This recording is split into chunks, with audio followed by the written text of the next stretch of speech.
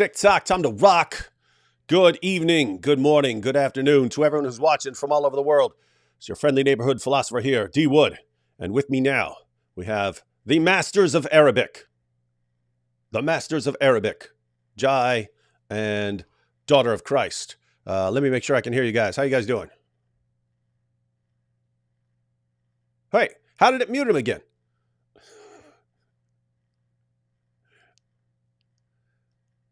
That's weird. It only happens with Jai and Daughter of Christ. 1 second. What if I click on you? Oh, there we go. What? Hello. Yeah, but I had to Hey. click. Yeah, but I had to click on. I had to click on you. I had to click on you. I had to click on you and off the presentation. Hang on, let me see what happens here. Okay. Oh, good. All right, good. We're good. I thought it was going to be a problem where if I had your presentation up, then I wasn't going to be able to hear your audio. But looks like we're good. All right, man. We're all gold, right? Yeah. We're all gold. All right. All good. Yeah. All right. That was the first time we've been introduced like that, so thank you very much. Thank you very much. We're very happy to be with you today. All right, now you were on. You've been on before, but there may be new people. And hey, guys, this should be a more Europe-friendly time for all of the Europeans who constantly complain that we go live too late, and who constantly whine and send me messages moaning and wailing about how we go live too late, as if you can't just watch it the next day with no problem at any time you want. Any time of the day. You say, no, we're Europeans. The entire world has to revolve around us. And so things have to go live when we prefer. So anyway, I'm a big softy. So here we are, 5 o'clock Eastern time. And so perfect time for Europeans. All right. So you guys have been on before, but why don't you give everyone a little background on you, and then our last discussion was basically on kind of the history of the Quran and what how Muslims ended up with the different qira'at and so on. We'll probably do a quick synopsis of that. Anyone who wants to go through that can go through the previous live stream, but you could give an overview, and then we'll get into this presentation, which is how the most popular version of the Quran today is actually unreliable according to Islamic scholars' own standards. So this should be fun. But why don't you go ahead and introduce yourself to everyone? Exactly. Yeah. So thanks so much for having us on. We are a little congested right now, just fighting off the end of the cold. You ain't the only one. Look at these cough drops right here. No one has more cough drops than me right beside him. Yeah, you got us beat with those. Yes, so we sound a little nasally, but yes, I'm Jai, and this is DOC, and we have a ministry where we focus on reaching out to Muslims. Also, we have a heart to reach out to rabbinic Jews as well, but we really focus on reaching out to Muslims. Daughter of Christ, she'll introduce herself, but she's a former Muslim, and we both speak Arabic.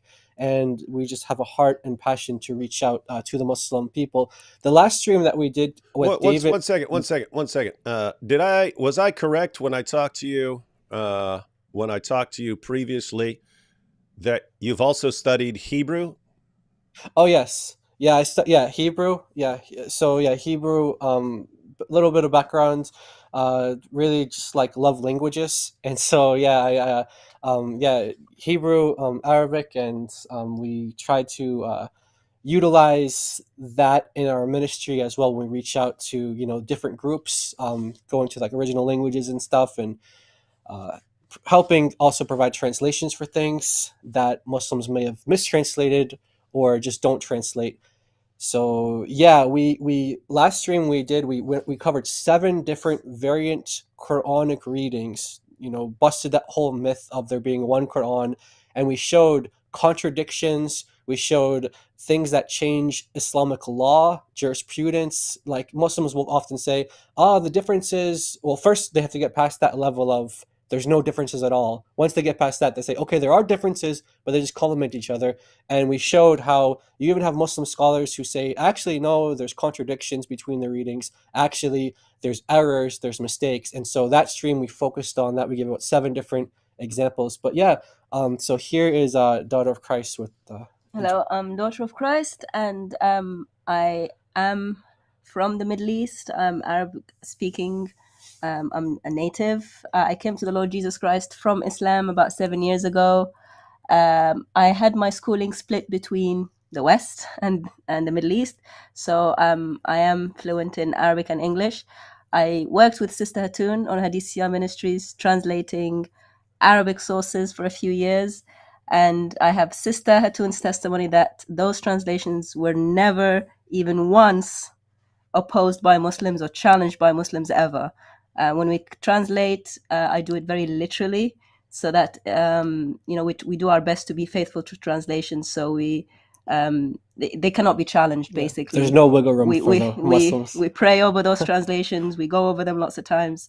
And when myself and Jai joined forces, I saw that there was a need for translation for the qira'at differences, the differences between Arabic Qur'ans that affect the meaning. Yes, and so that's really how it started for us as well. We joined forces, and through God's grace, we ended up actually getting married. And so we are married, and we are doing ministry together. So yeah, that's a little bit about us and what we discussed last time. Hey, and so all you young guys out there who are wondering how you're going to get along in this world and get married and get a family, sounds like learn a bunch of languages and get involved in apologetics and polemics and stuff, and then you'll find the person for you. That about right? That sounds right. Yeah. I mean, is that how you did it, David? Or? I actually tell people that because when I share my testimony, I was in an airport arguing with Nabil. We were going on a trip. I was in the airport arguing with Nabil about the resurrection, and this other student comes up to us, starts arguing with us both, saying we're both right. Right, saying we're both right. Now, and so we went crazy. We're like, wait a minute. I'm saying Jesus rose from the dead. He's saying Jesus didn't rise from the dead. One of us is right, the other's wrong. There's no situation here where we're both right about this, unless you're Aristotle's nemesis and you don't believe in the law of contradiction. Anyway, well, what she was pointing out is, if it's true for you, it's a true for you kind of thing. If you believe that, then it's true for you kind of nonsense. But she was an agnostic, but like a friendly agnostic, just believe whatever you want and so on. Anyway, yep, did tons of apologetics. 2 weeks later, she was a Christian, and 2 months later, we were engaged. So yeah, that was my wife. So I tell people that. I tell people that at the end. And I go, guys, so you see, apologetics can get you the girl of your dreams. Yeah, definitely seek God first, and you'll be amazed. And all those things will be very surprised added to you. What God brings. Yeah, exactly. Yeah. So don't know if you want to say anything here, but you guys are in the UK. Daughter of Christ is an ex-Muslim. Does that have something to do with you guys not showing your faces in streams and so on? Just in case anyone's wondering. Yeah. Sadly, the religion of pieces has some. You've been to the UK. You've seen how much of a stronghold it is under Islam. Yeah, and how quickly you get recognized, and how word spreads. So basically, for that reason, and for also other reasons, we while we're here in the UK, but God may have other plans for us in the future. So we may not always be like this, but for now we're just kind of. We'll do a big reveal one day. Yeah, one day. Yeah, because I was over there. It was way worse than I thought. I didn't know how bad it is over there for ex-Muslims. Yeah. It seems especially now. This is just from the several people that I talked to. So there are way more people who could give input. But based on the several people I talked to, it seems especially people from the Pakistani community who are ex-Muslims are just violently attacked. And they have to flee, and the police don't want to help them because they don't want to get on the wrong side of the Pakistani Muslim community. And it really sounded like a parallel to the grooming gang situation, where the police know what's going on. They don't want to intervene because that would be to acknowledge that there's a problem, and it would be to take a side on the problem.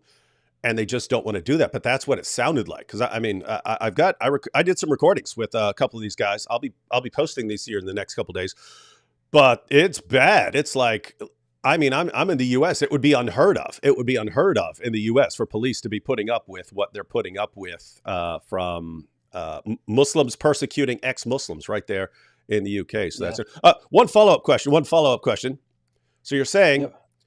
that you're not showing your faces. It's a safety concern because ex-Muslim in an area where people very quickly recognize people from the internet. I've been telling people we got recognized way more over there than I do over here. I get recognized like once or twice a month in the US in various places.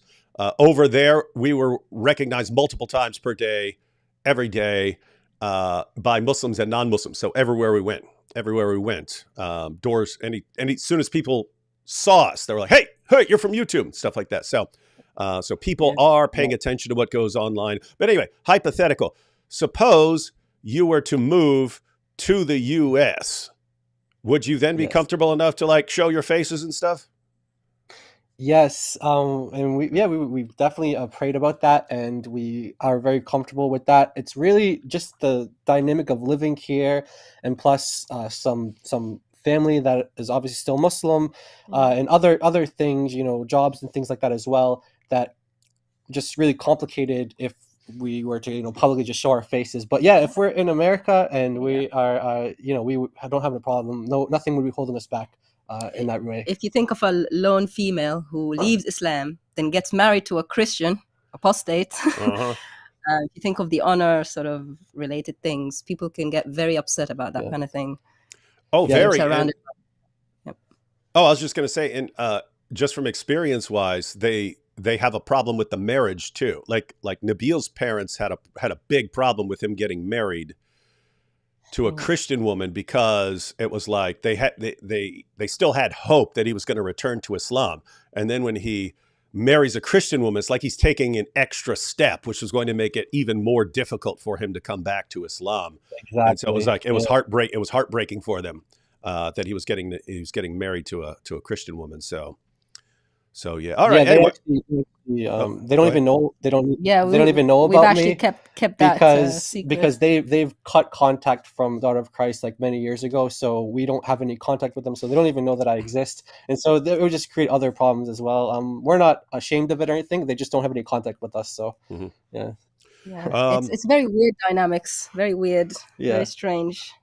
Hey guys, so what do you think? Should we should all these should these like ex-Muslims and so on, should we start crowdfunding them to come to the US and get started over here where they could be safe? I think that's a good idea. We could have a big rescue shop where we take everyone who's at risk of persecution over there, take them to a nice safe place here in the US. Someone is saying I'm people of the book. I'm not people of the book. I'm an apostate.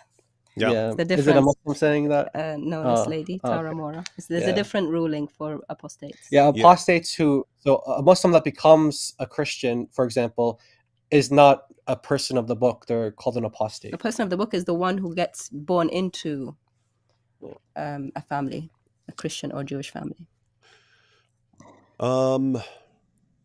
So it looks like people are saying, yes, we should go ahead and get everyone out of there. Get all the ex-Muslims out. Yeah. I like that idea. At least the ones that would be doing awesome research over here. So people are saying, yes. Well, maybe move you and Anthony Rogers and God Logic in and move us out. Do a swap. One more thing before we start. Oh, yeah, sure. Because you guys are talking about translating and so on. How much different is it for some of the more like classical works, like if you're reading the Hadith or something like that, or history about Tabari or something like that? Because I know language changes over time. So how difficult is it to translate that sort of thing? Yeah, so there's like you said, there's different levels. Like the Quran is at a certain level of Arabic, but even within the Quran itself, you see like different like levels of Arabic. Some of it is like more poetic, others is like just kind of sloppy or put together. So, but yeah, then you have like hadith. Liar. It's all perfect. Yeah, it's all perfect. Then you have like hadith literature, and then you have commentaries, which it's not the same style, but you're gonna have similarities with like grammatical constructions and things like that, vocabulary, but it's not gonna be in like the same kind of style that the Quran is in. Mhm. But yeah, it's definitely different than like modern Arabic today. Like if you pick up a newspaper today and you read that, it's going to be different than like like you said, picking up a commentary from like the 10th century or something. But it's not unknowable. It's Yeah. not, if you have good education in Fusha, which is the classical Arabic, you can read it, and you can understand it. Arabic is not this mystical language that can never be translated. That's how Muslims try to portray It's it. not at all. Whatever you can say in English, you can say in Arabic.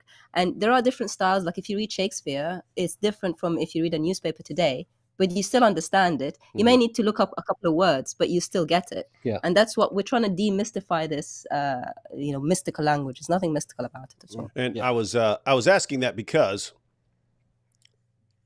I don't remember the exact year, but you're talking like 2007 or 2008. So you're in the 2007 to 2008 range. And Nabil and I, we actually sat down and wrote down a list of things that we wanted to accomplish before we're done. Things that we thought were like important to get done. So like he wanted to write an autobiography of his journey and stuff like that. So he actually did that. Yeah. I don't have that list. He had it, so I have no idea where it is.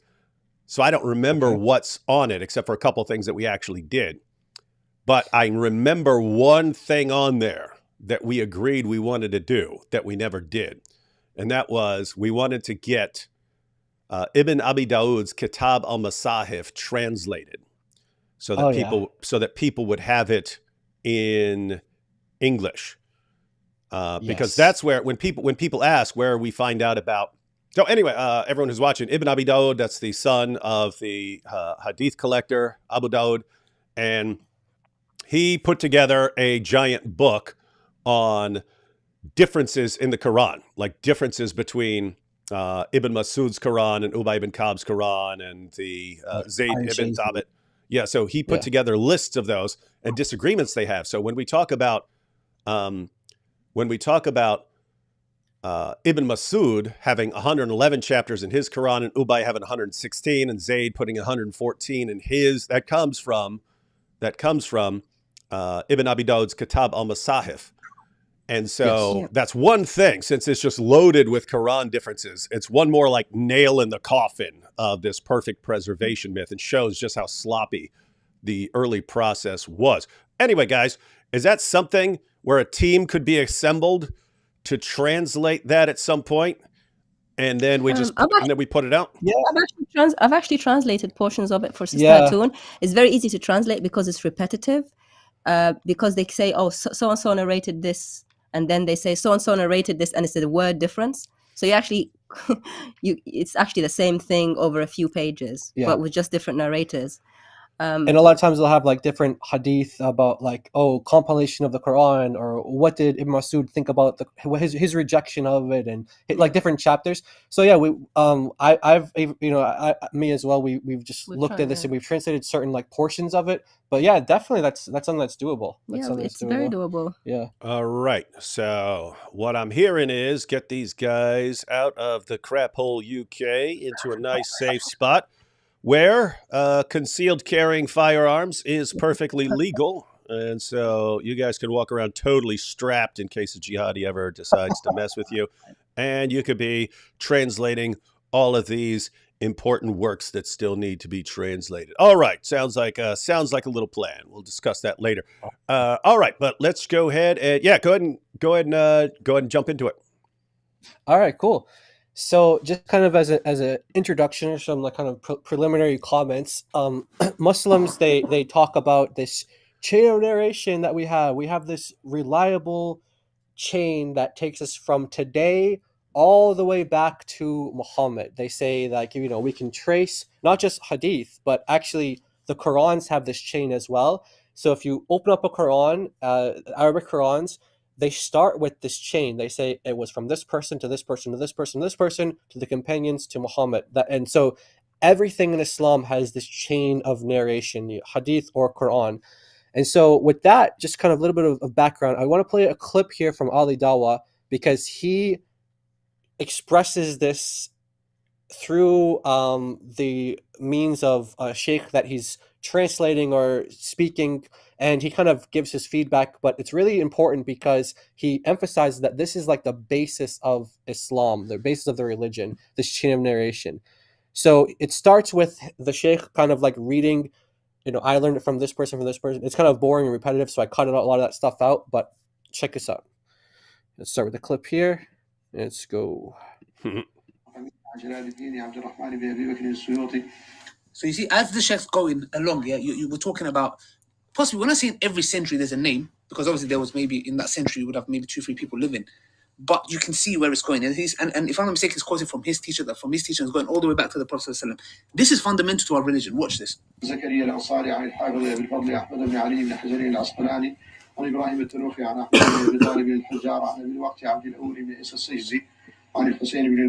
the only thing I memorized is probably a recipe how to make a milkshake. So everything that is quoted, the chain of transmission going all the way down to Bukhari, and from Bukhari, so there is specific chains in Bukhari where the chain is like very short. There's 2 to 3 people between Bukhari, Imam Bukhari, may Allah have mercy on him, and the Prophet, peace be upon him. Some of them, I think they refer to this as a golden chain. Yeah. Okay. So basically, there's 3 people in between them. And what was the hadith? So now he's mentioned the chain and he's mentioning the hadith. What's the hadith? This is very important, guys. The Prophet ﷺ said, whoever says upon me that which I did not say, then let him take his seat in the fire. That anyone that says something that the Prophet didn't say, intentionally let him take his place in the fire, because you're lying against the messenger of Allah subhanahu wa ta'ala. Now this is very profound, because the whole point of the chain of transmission that we have, be it from Bukhari, Muslim, Abu Can you pause Dawud, this for a second? Yes. I'm trying to anticipate where this is going, but he's saying you got a problem basically with liars who would say something false about Muhammad.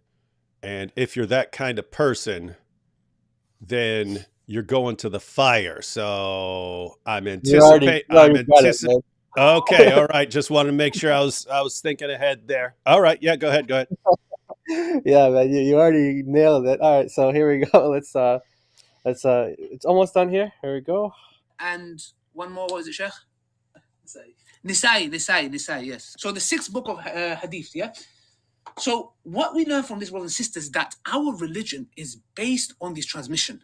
All right. So there we go. The Islam is based on this transmission. Islam is based. You see? It's based. Yeah, not that type of based. But then, like you said, the hadith itself is very important as well, because this hadith actually says that if anyone lies about Muhammad, then that person, saying he said something he didn't say, then that person will have their place in the hellfire. So It's very important. And just want to, before we get into what the scholars say about the chain of narration, the chain of transmission in relation to the Quran, let's focus on this here. And this is just like by the way, this is actually an AI generated picture. AI is getting pretty good. So yeah, I want to learn that. Everyone's coming up with these dope thumbnails and stuff like that. I'm like, oh man, you must have like this brilliant graphics guy making you that. And they're like, no, I said, hey, Chat GPT, make me a graphic, and it took 10 seconds. I'm like, exactly. What? I said, I was like, hey, just make me an angry Muslim waving his fist. And so that's what they did. So I have the Muslim here very angrily waving his fist. Weak hadith. And so the question is, what do Muslims mean when they say that hadith is weak, or it's unreliable, untrustworthy, or it's fabricated? What do they mean by that?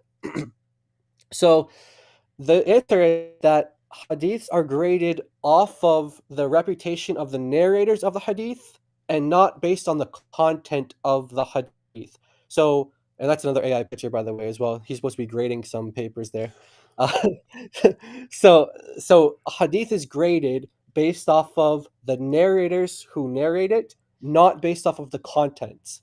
Okay, it's really important. So I have some quotes here. One from Shadi Nasser, and he says, "It suffices to say that hadith scholarship paid more attention to the isnad, which is the chain of transmission, than the matan, which is the content of hadith, despite some documented attempts to not completely ignore the latter." And so we have a quote here from Jonathan Brown, who is a fan of yours. I don't know if you know he's a fan of yours.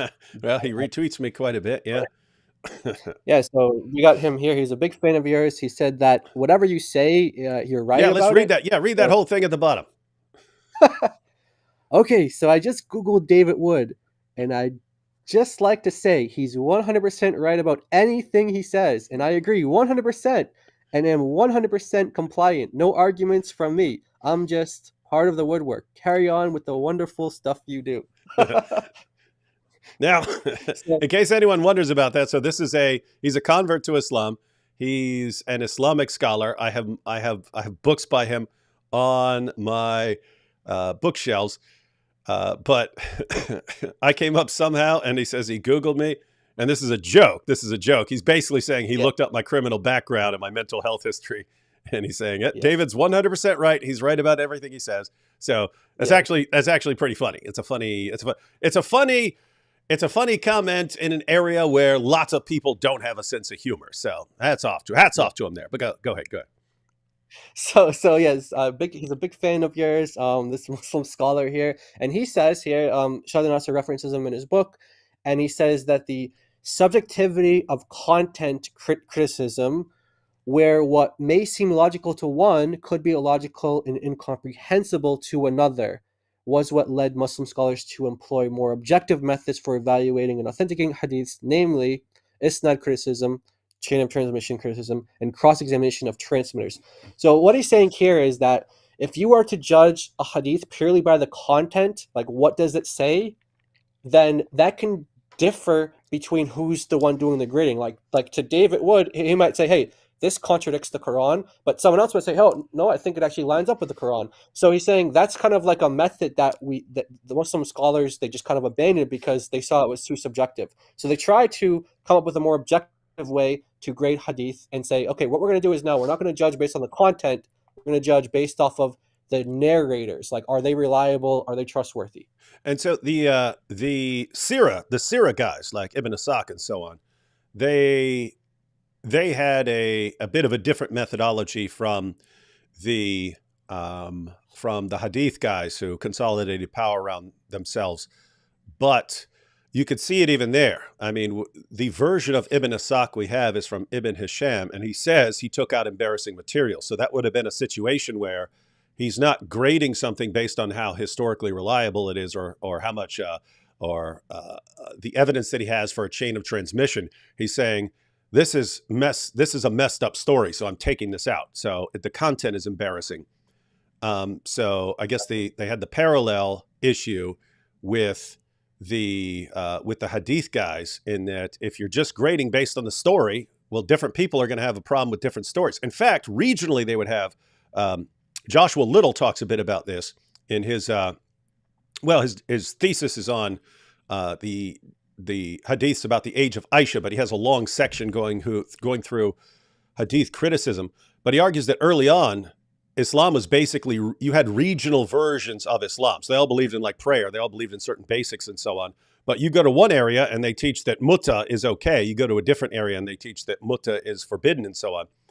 And so notice if you were looking at a hadith about mutta, just based on the region you're in, you might grade it as weak or strong based on your personal beliefs about whether mutta is still allowed and so on. So it would be a problem basing it on the content. So what you're saying is, in order to do away with the problem of different people not liking or liking certain kinds of content, or being in an area where that content would be acceptable and another area where it wouldn't be acceptable, in order to kind of get past that, they said, no, we got to fix our eyes on this list of names. And it's a more objective, less subjective, more objective standard of the quality of a hadith. Is that about right? Exactly. Yeah, that seems to be what Jonathan Brown and Sheldon Nasser conclude. And so that's kind of what they do. And we could compare that to other ways of doing history and like what we would think about that as Christians. But this is what the Muslims have done. So let's see if we apply this method of narrator criticism, like people transmitting information via hadith, sayings of Muhammad or traditions. how do you judge the trustworthiness of these things? Well, you go by the narrators, the transmitters. So when you apply that scholarship to the transmitters of the Quran, what do you come up with? So first, before we get into that though, I want to say, like, this is a question. So what do they use? What standards do they use to determine this guy's reliable, this guy's not reliable? And so they Hang on. have Hang on. That's the Quran. important. What do you? No, that's important. I want everyone to make sure of that, what you just did right there. Okay. So, Yeah. to recap, because some people just understood everything you said. Some people come along, they're very new to all this, and so they're confused by what's a hadith and so on. So just to make sure everyone understood what you just said, you are first talking about hadiths and how they came up with their hadith methodology. Some people were assessing the reliability of hadiths using a very subjective methodology, whether they find the content personally acceptable or their version of Islam that's in their head, does it line up with that? And so they're judging. Right. They're judging the reliability of hadiths very subjectively. So you're going to get completely different answers on whether a hadith is reliable, depending on who you ask and what that person happens to believe. So they came up with a methodology that's more objective. Here's a list of names, and we have a list of names of reliable people. So if the people in the isnad, if the people in the chain of transmission are all reliable, that's how you decide whether a hadith is reliable, not just based on the content, which you may or may not like. So it's a more objective method. And then what you're saying is, since they have this objective method that they finally agreed upon with hadith criticism, namely that you look at the chain of transmission and the list of names to make sure every person on that list is reliable. And if you've got unreliable people on there, you've got a problem. You basically have a weak narration because you have weak narrators. You're saying now we're going to apply their same methodology to the transmission of the Quran, because the Quran went from person to person to person, so that you can say, I got this reading from so-and-so, who got it from so-and-so, who got it from so-and-so. And you're saying what happens when we apply the exact same criteria that they came up with for objectively judging the reliability of content. Let's take their objective method for assessing the reliability of content. Let's apply the exact same method to their chains of transmission of the Quran. Is that correct? 100%. Yeah. Okay. Exactly. Okay. Cool. Right. Let's just pause right there because we do have a few super chats. I don't want them to get built up. So we'll go through a couple super chats real quick and then jump right back into what we're talking about there. All right. Shiba Dog clapping his hands. They still don't show us the super stickers. They just describe them for us. Oh, I thought someone was saying that. Okay. D. Wood, if Sinwar really believes in Jannah, why is he afraid to die and in a tunnel? Is he faking? That is kind of an issue where these guys, we love death more than they love life, and then they run and hide in tunnels to avoid dying. I think you could justify it from that perspective. Like, I want to accomplish more in my life before I go. But yeah, the more they hide, the more doubts you have about how much they really love death.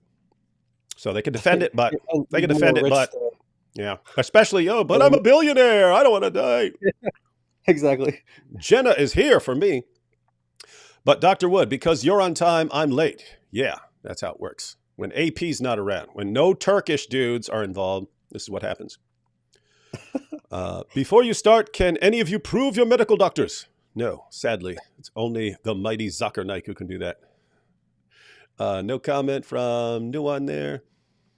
Sheikh Mike Winjelinge says, David, I don't want to jump to conclusions, but that person sounds like a woman. Once again, I beg you to buy a whiteboard and stop disrespecting Allah.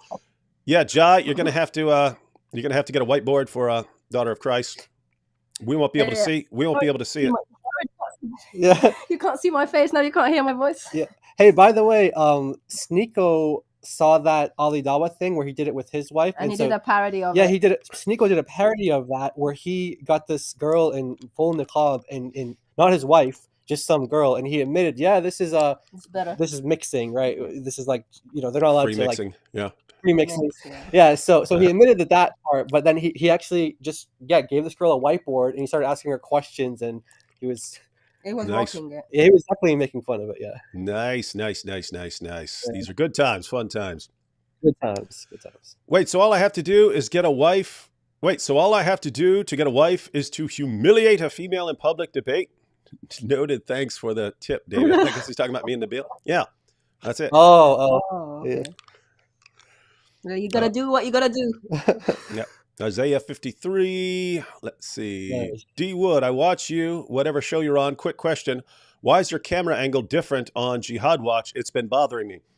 When Robert sends me, people use different programs. When Robert sends me the link, for some reason, the program is not recognizing my camera. And it's just, I have a totally tricked out, awesome laptop, but I have an old desktop that I only use for live streaming. And so certain things just aren't recognized in the system and so on, and certain things don't work. Anyway, I mean, I eventually just have to get a new desktop, but since I only use it for live streaming, it's kind of like last on the list of things that I need to do. But eventually I'll get a new tricked out desktop and then everything should work swimmingly. A couple more here. Crowdfunding is a yes. I support this. Yes, crowdfunding makes everything awesome. Where is the legendary AP? What does the GOAT say? AP will be on. I'll be on with AP later. We have our live stream at our regular time. Did want to get this in because they're in the UK and it's an earlier time, so this worked out for this. And the GOAT says this. Everyone knows that. Everyone knows that. God bless you all, DOC and Jai. Thank you for the work you do. Love your channel. Subscribe, everyone. Saw some of this on Avery's stream. Blew my mind. Yeah, I have a link to Jai and DOC's channel in the description box. Be sure to subscribe and check out their stuff. They're ripping apart. And guys, I always say we gotta be relentless, right? Because every time we expose a lie, they come up with a new lie. And you just, it feels like you're playing a Dawa whack-a-mole with every new lie that comes up. But guess what? You just have to keep doing it. No matter how many times it feels like, gosh, every time we refute a lie, they just come up with a new lie and they just go on as if that's the truth now. And then they run with that for years until we expose that as a lie. And how long do we got to keep this up? And the answer is we'll keep it up as long as we need to crush it. That's how it works. Amen. We're going to keep it. Be relentless. Be relentless. Hi, David. St. Murad has made an honest translation of the Quran. Please support his work. Well, give me a link. Have you guys heard of Caloridianism, by the way? Don't think this had any real bearing on Muhammad believing the Trinity included Mary. Interesting, though. I have heard that suggested. I don't know enough about it. I've never looked into it, but if there's someone that you think would be good to look into that, let me know. I'd be happy to have them on. I'm going to need the Checkmate Jihadi shirt because I'm going to start evangelizing towards Muslims in Germany in fall. Therefore, it could be helpful. Hey, yeah, maybe we'll have the Checkmate Jihadis, but in German. And you can rock it. The Arabic will be the same because the Arabic is always the same in the Quran, unless you actually look at a bunch of them.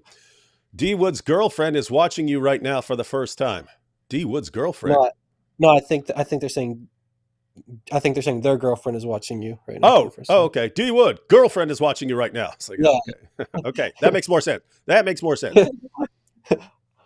Another super sticker, giant pear character waving flags and turning around, making the buildings in front of him tremble. And Joshua here says, as a brother, that is a genius. Save heads, keep in Christ, and guide others to Christ, and matchmaking in holy matrimony if the trajectory continues as it is.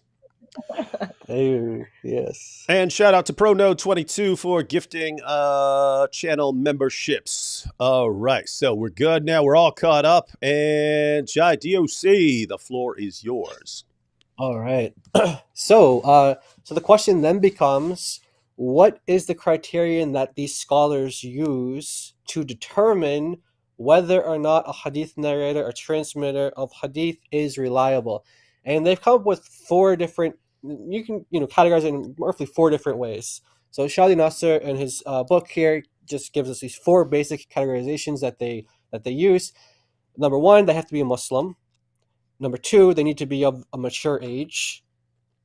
Number three, academic proficiency. And number 4, moral integrity. And I always thought it'd be really fun to apply this to like Muhammad, for example. Like, does he have academic proficiency? Does he have moral integrity? Would he pass as a reliable transmitter of hadith? So I thought that'd be really funny. But if you look into these in like a little bit more detail, so he details really 3 and 4, so academic proficiency and moral integrity. What is meant by academic proficiency? Well, this means like, your memory should be like perfect with the material that you are relaying. You need to be able to quote it like in any situation, any circumstance. Like, what does it say? Say it, and then you need to have like attentive literacy or understanding as well, which is you need to be familiar with the variants, or let's say if there's any slight changes in this hadith, you need to be aware of that and kind of how does it let's say the hadith you're memorizing like 5 different ways to recite it. You need to be aware of these like 5 different ways. You need to have some sort of familiarity with them. Recognize when it's changed. Okay, so here's the other one here, moral integrity, and this one is pretty interesting. So the first one is broken into conduct and behavior, and the examples that Muslim scholars give, like they say, okay, is a person, like that's a question, like a checklist. Are they known for perpetuating sin? Is that something that they're known for?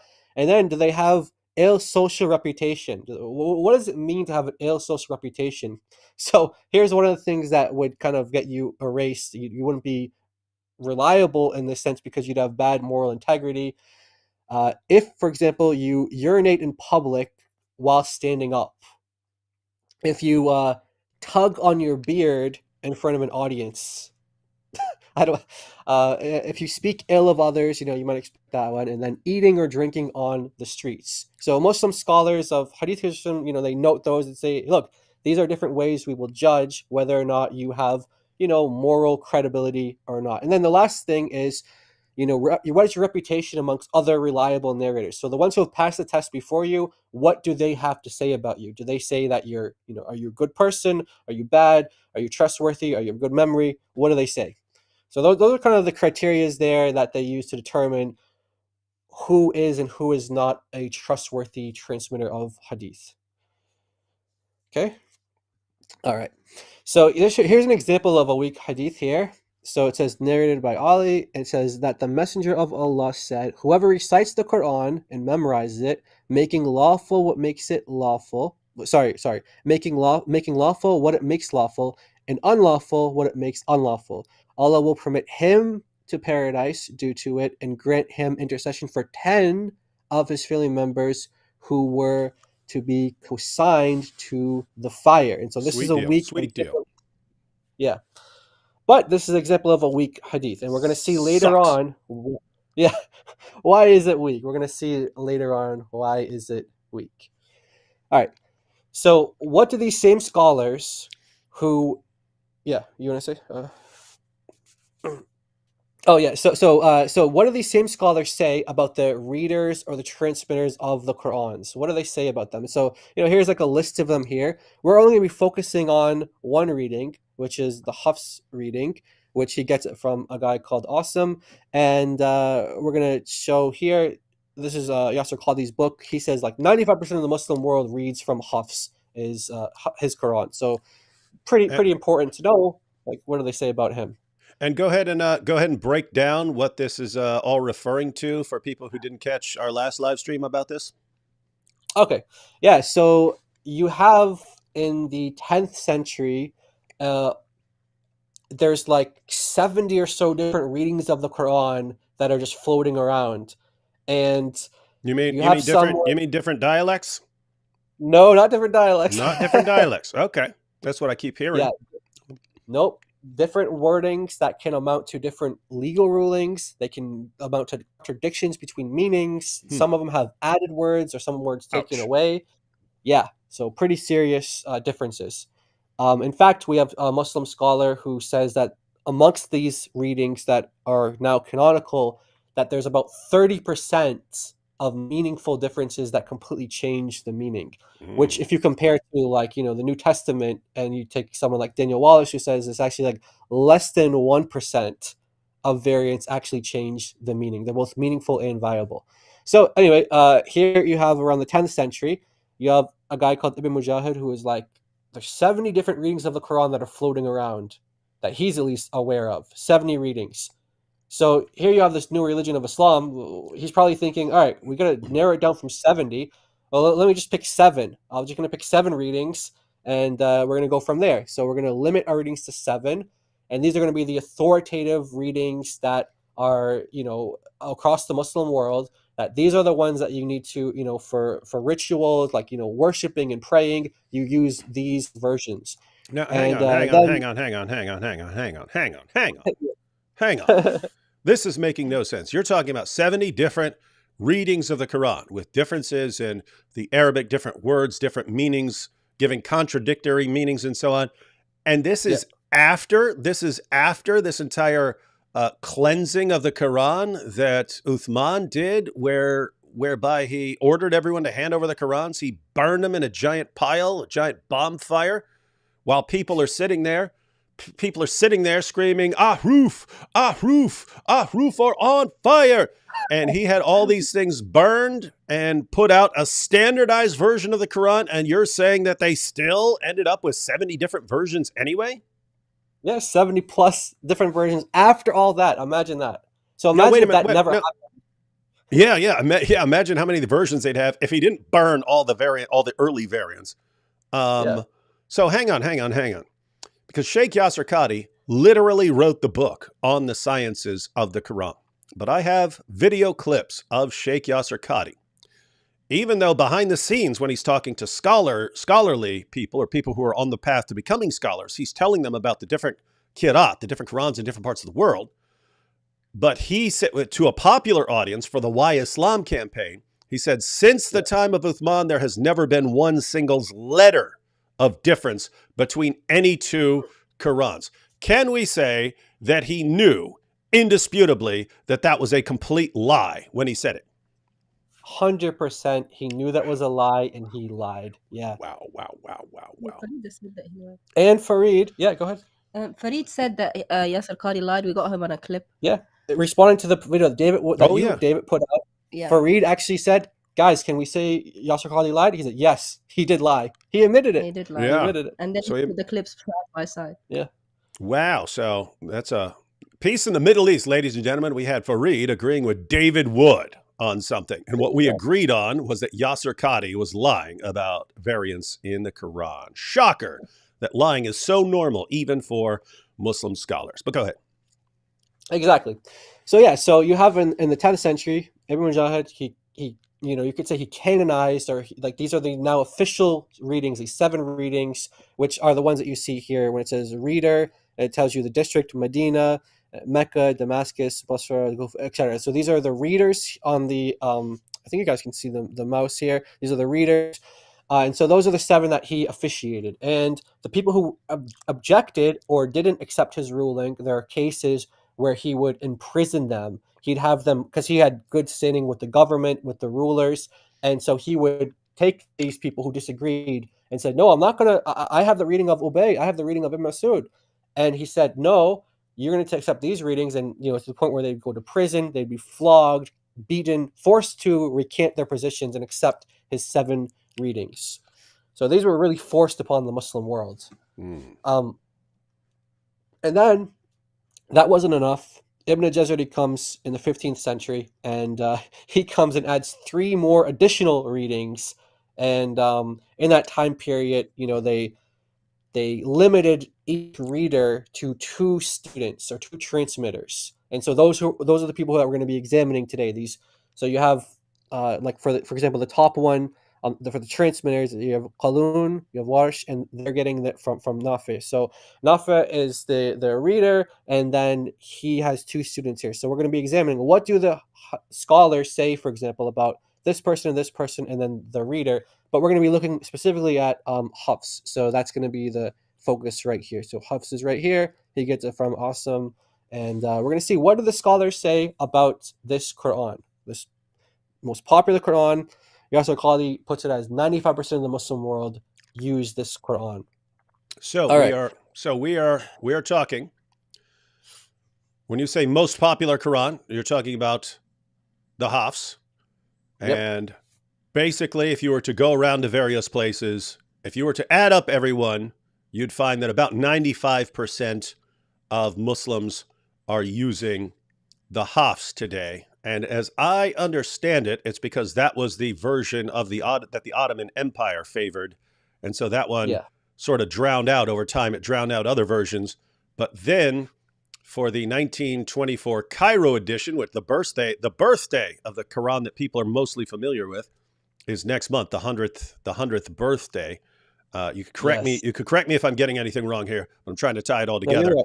But Yeah, you're right. the 1924 Cairo edition, when they decided to put out a standardized Quran, they used the Hafs. And so Yep. this is what's distributed, and this is what's been distributed around the world. And so that's why you have, in other words, it's not something about this was just somehow recognized as the most reliable version. It's just the empire that took over in Islam. This was their local version. And so they spread it throughout their empire. And then when in the early 20th century, Muslims were saying, hey, we need a standardized version to send around the world. This is the one that had become most popular because of the Ottoman Empire. And that's the reason. It had nothing to do with like internal reliability or examining Exactly. manuscripts or something like that. This is the most popular and this is the one we're going with. Yeah, and it's important to note that, like you said, the Ottomans. So this is recent history that this became the most popular reading. But actually, if you go back a couple hundred years ago, for example, you're going to see actually there were other readings that were more prominent in the Middle East and other readings that were prominent in parts of North Africa. And so historically, Hafs was not the popular reading. And so what's really funny about that is that you have like the standardized text of the Quran is kind of like Hafs today. So that's a standardized text, like you said. And so whenever they're like printing commentaries of the Quran, the default text that they're printing in the commentaries is Hafs.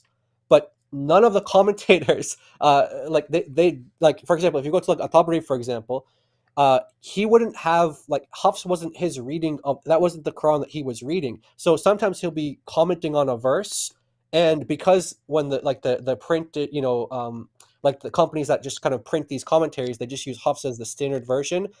That his commentary on the verse doesn't line up with how Hafs is wording it, and so it's kind of funny because they're imposing Hafs onto like someone like At-Tabari, and when he's giving commentary on it, he's not actually commenting on the Hafs text, because sometimes he's using a text type that differs from Hafs, and so the point he's making actually it actually contradicts Hafs in some places, if that makes sense. Mm-hmm. So like it's like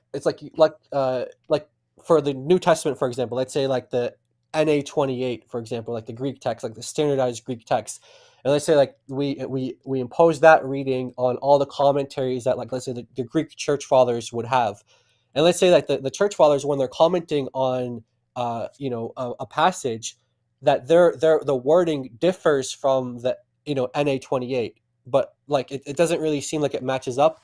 So that's kind of the situation with Muslims. Because we're imposed this as a standard on all the different commentaries and anywhere where they're printing the Quran, basically 95% of the Muslim world, at least. Well, as long as they have the most reliable guy, that's okay. Yeah, you'd hope so. You hope that this guy's like most reliable guy. You'd hope so. So this is what this is the most popular Quran. This is Hafs right here. And so, like I said, if you go to any version of the Quran, any Arabic version of the Quran, you open up in the first couple pages, you're going to see the chain of transmission. And so this is what it says here. So this is the Quran. It goes from Hafs, it goes to Asim, Abi Abdurrahman, it goes to Uthman, to Ali, to Zayd, Ubay, to Muhammad. And so that's the chain of narration. That's a chain of transmission for Hafs. So the question is now, are the narrators in this chain considered reliable? So now let's apply those scholars of hadith criticism when it comes to the transmitters of are they reliable or are they not, based on the standards that we saw. What happens when we apply that to this Quran here? One second. Go back.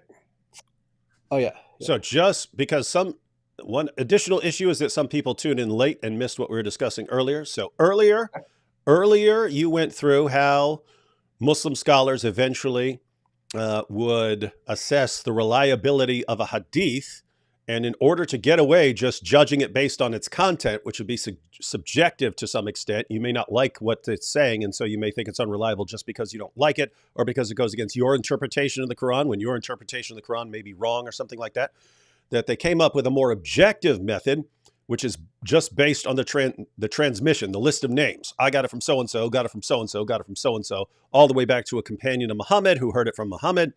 And that you look at this list of names and you assess the hadith, you assess the reliability of the hadith on the reliability of all the people on this list of names. So all the people who are transmitting this, are they reliable? If all these guys are reliable transmitters, then you can trust the hadith.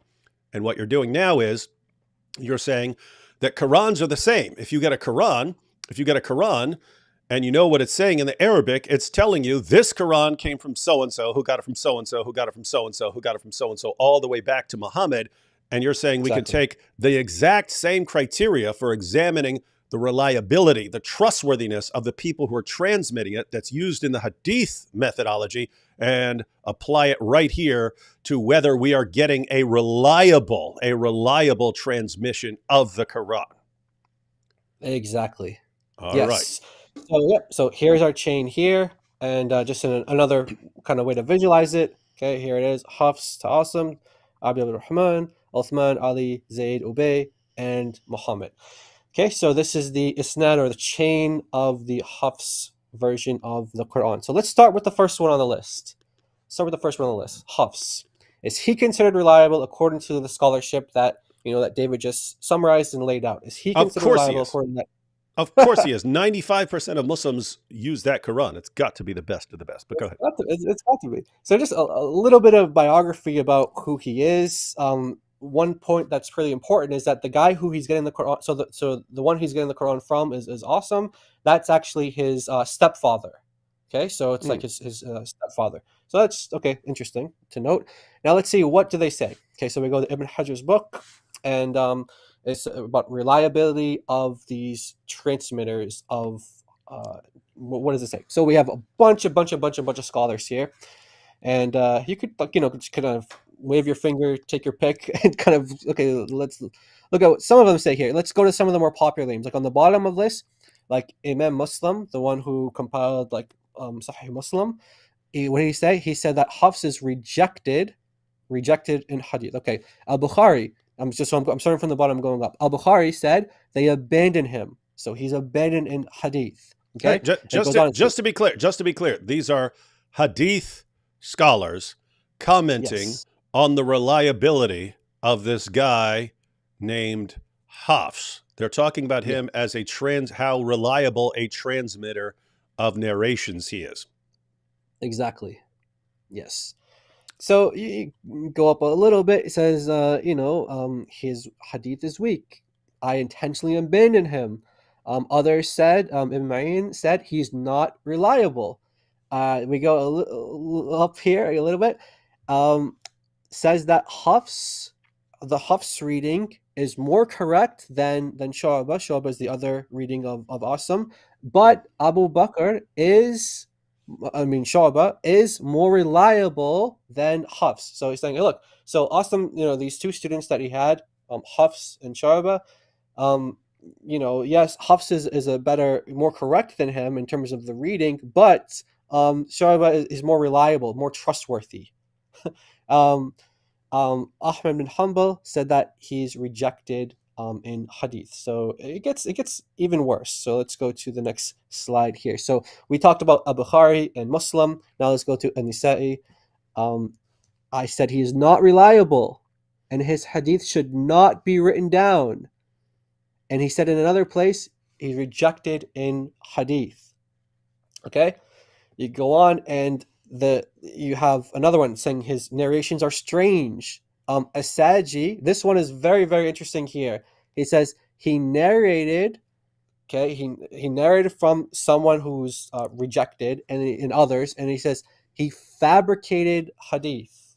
So that's a huge charge to say that Hafs fabricated hadith.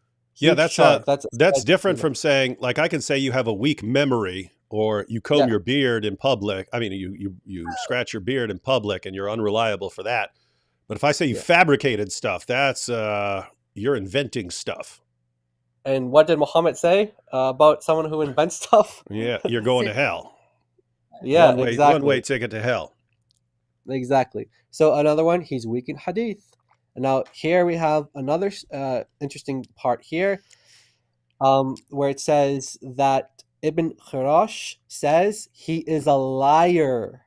He's rejected. Why? Because fabricating hadith. He fabricates hadith. So he's a liar. He's Oh. actually called a liar. Guys, Yeah. guys, understand this. So everyone who's watching, what you were told just a few years ago by Muslim scholars and Dawah guys, there's only one Quran perfectly preserved. Any two Qurans you could ever find anywhere in the history of Islam line up perfectly, dot for dot, letter for letter. That's what we were all told. It was all complete nonsense. It was all complete lies. You look at the actual history of Islam, entire chapters came up missing because Muslims were too lazy to recite them. Large passages came up missing because the only people who had those passages memorized died in battle. Verses are eaten by a sheep or a goat, depending on your source. 200 verses were lost just from Surah 33 alone. Yeah. And then you ended up with all these differences in the way people were reciting the Quran. Uthman, it becomes such a problem that Uthman, the third of the rightly guided caliphs, orders everyone to hand over whatever copies they have of the Quran, burns them all, puts out a standardized version, and before not too long, you end up with dozens of versions of the Quran, dozens of different versions of the Quran. Some guy comes along and says, I'm imposing these 7. I'm saying these are the 7 good ones. We're rejecting all the rest. Someone comes along after him and says, no, we need to add a few more.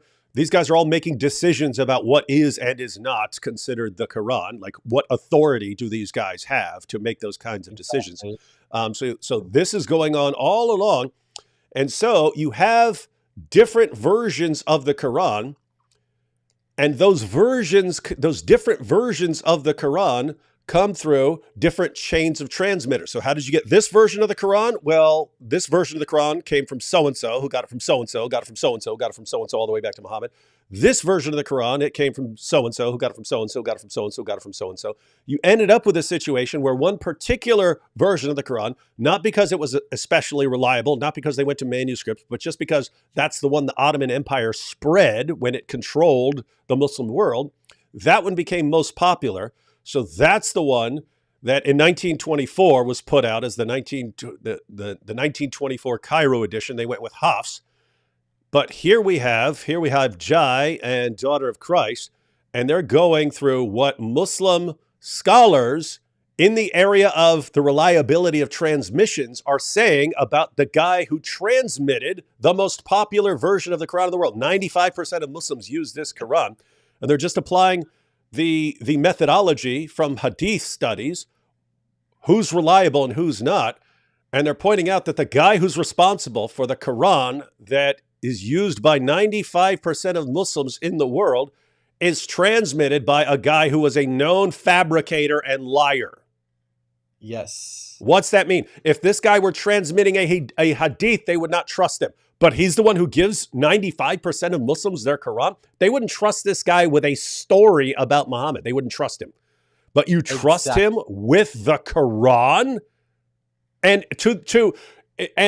most Muslims would reject other versions of the Quran if it didn't line up with this one, when it's the one that was popular in the Ottoman Empire, and the guy who transmitted it's a known liar. That's the situation they're in with their perfectly preserved book. Anyway, boy, this is funny, yeah. Wild stuff. So apart from just being weak in hadith and a fabricator of hadith, which means he's a liar, a fabricator, he actually is something else as well. He's also a thief. So Yahya bin Sa'id said from Shu'bah. Now Shu'bah was the other student of Asim. He's the other canonical reader. He said, Hafs bin Sulayman took a book from me and did not return it. And he used to take people's books to copy them. So he used to take their books and he would just keep them and then keep them to himself. And then he'd take other people's books and he'd copy them down, like as if they were his own or something. Well, yeah. I mean, to be fair, He's just imitating Muhammad there, right? I mean, Muhammad is the pattern of conduct, and Muhammad used to steal everyone else's stuff, so can't blame him for that. That's a good point. So he's a thief, okay? He's a liar. And so again, we have another kind of repeated story here saying that Hafs was a liar. Now Ibn Hibban said that he used to forge and fabricate the chains of narration. So not just fabricating hadith now, but he used to fabricate the chains themselves. Whoa. So it's like that's another issue as well. So it's like, okay, if you guys are just judging the hadith by the chains, well, let me just fabricate a chain for you then. It's something that you guys all accept. And so he got called out for it by Ibn Hibban. He said, no, he used to forge and fabricate chains of hadith, of narration. So, okay. We have, then, he's weak. He is weak. Okay. You're weak. Little weakling. So he's weak, he's a fabricator, he's a thief, and a liar. Yeah. So we can say that the Quran that is most widely used among Muslims in the world today was transmitted to them by a known liar, fabricator, and thief. Exactly. So I have a video here from Farid who confirms these very points that we're making here, just to show that we're not just making this stuff up. This is not like our inventions. So Farid gives what he thinks is a response to this, but normally what I do is I just play the question that he asks.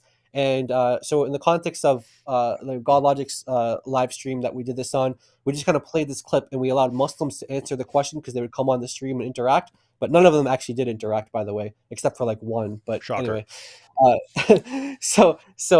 here's the question that he raises here. So we just heard that he's a liar. Let's see what Farid says.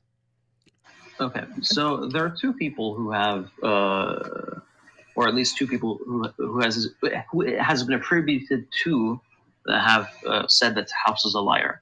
The first is Yahya ibn Ma'in, and the second is Ibn Khiraj. That's the main concern. Because Yahya ibn Ma'in is a major scholar of hadith.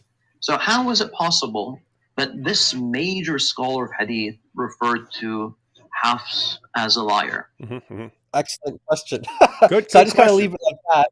Yeah, I just kind of leave it like that, and I let the Muslims come in and answer.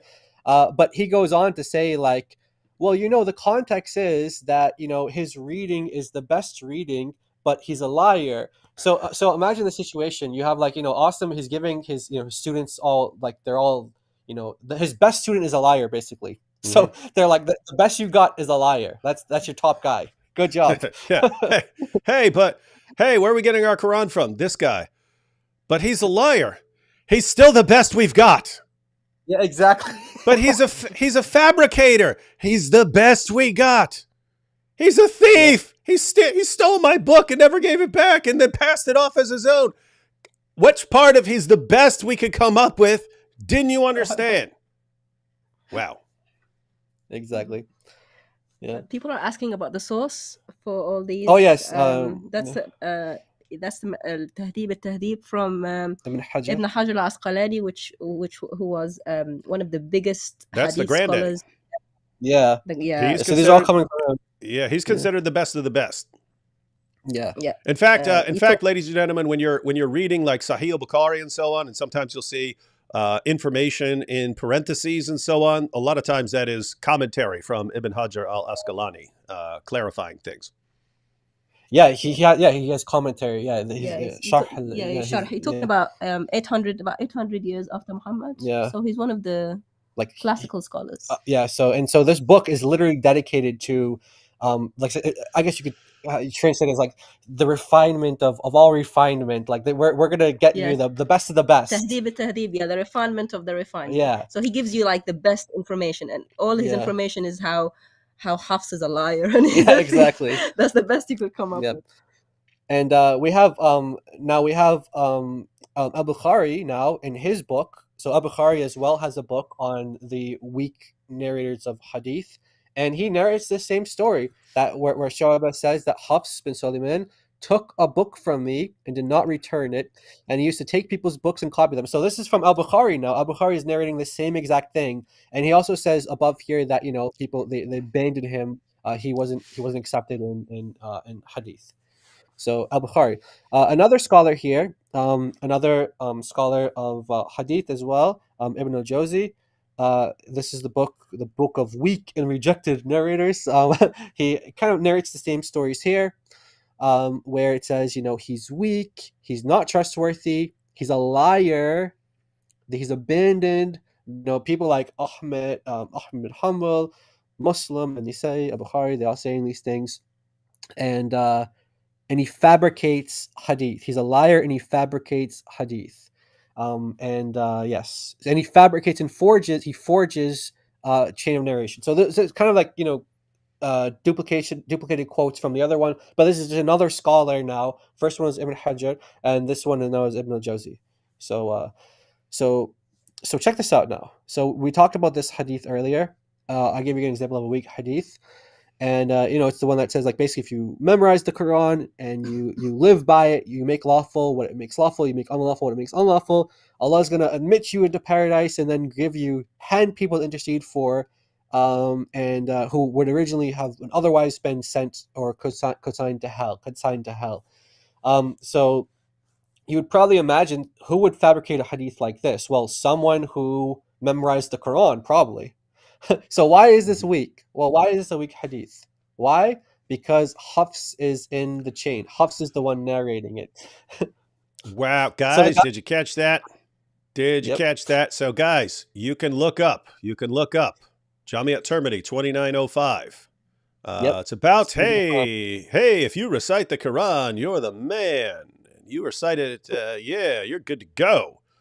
And this is classified as a weak hadith. It's da'if. It's weak. It's a little weakling. You can't trust it.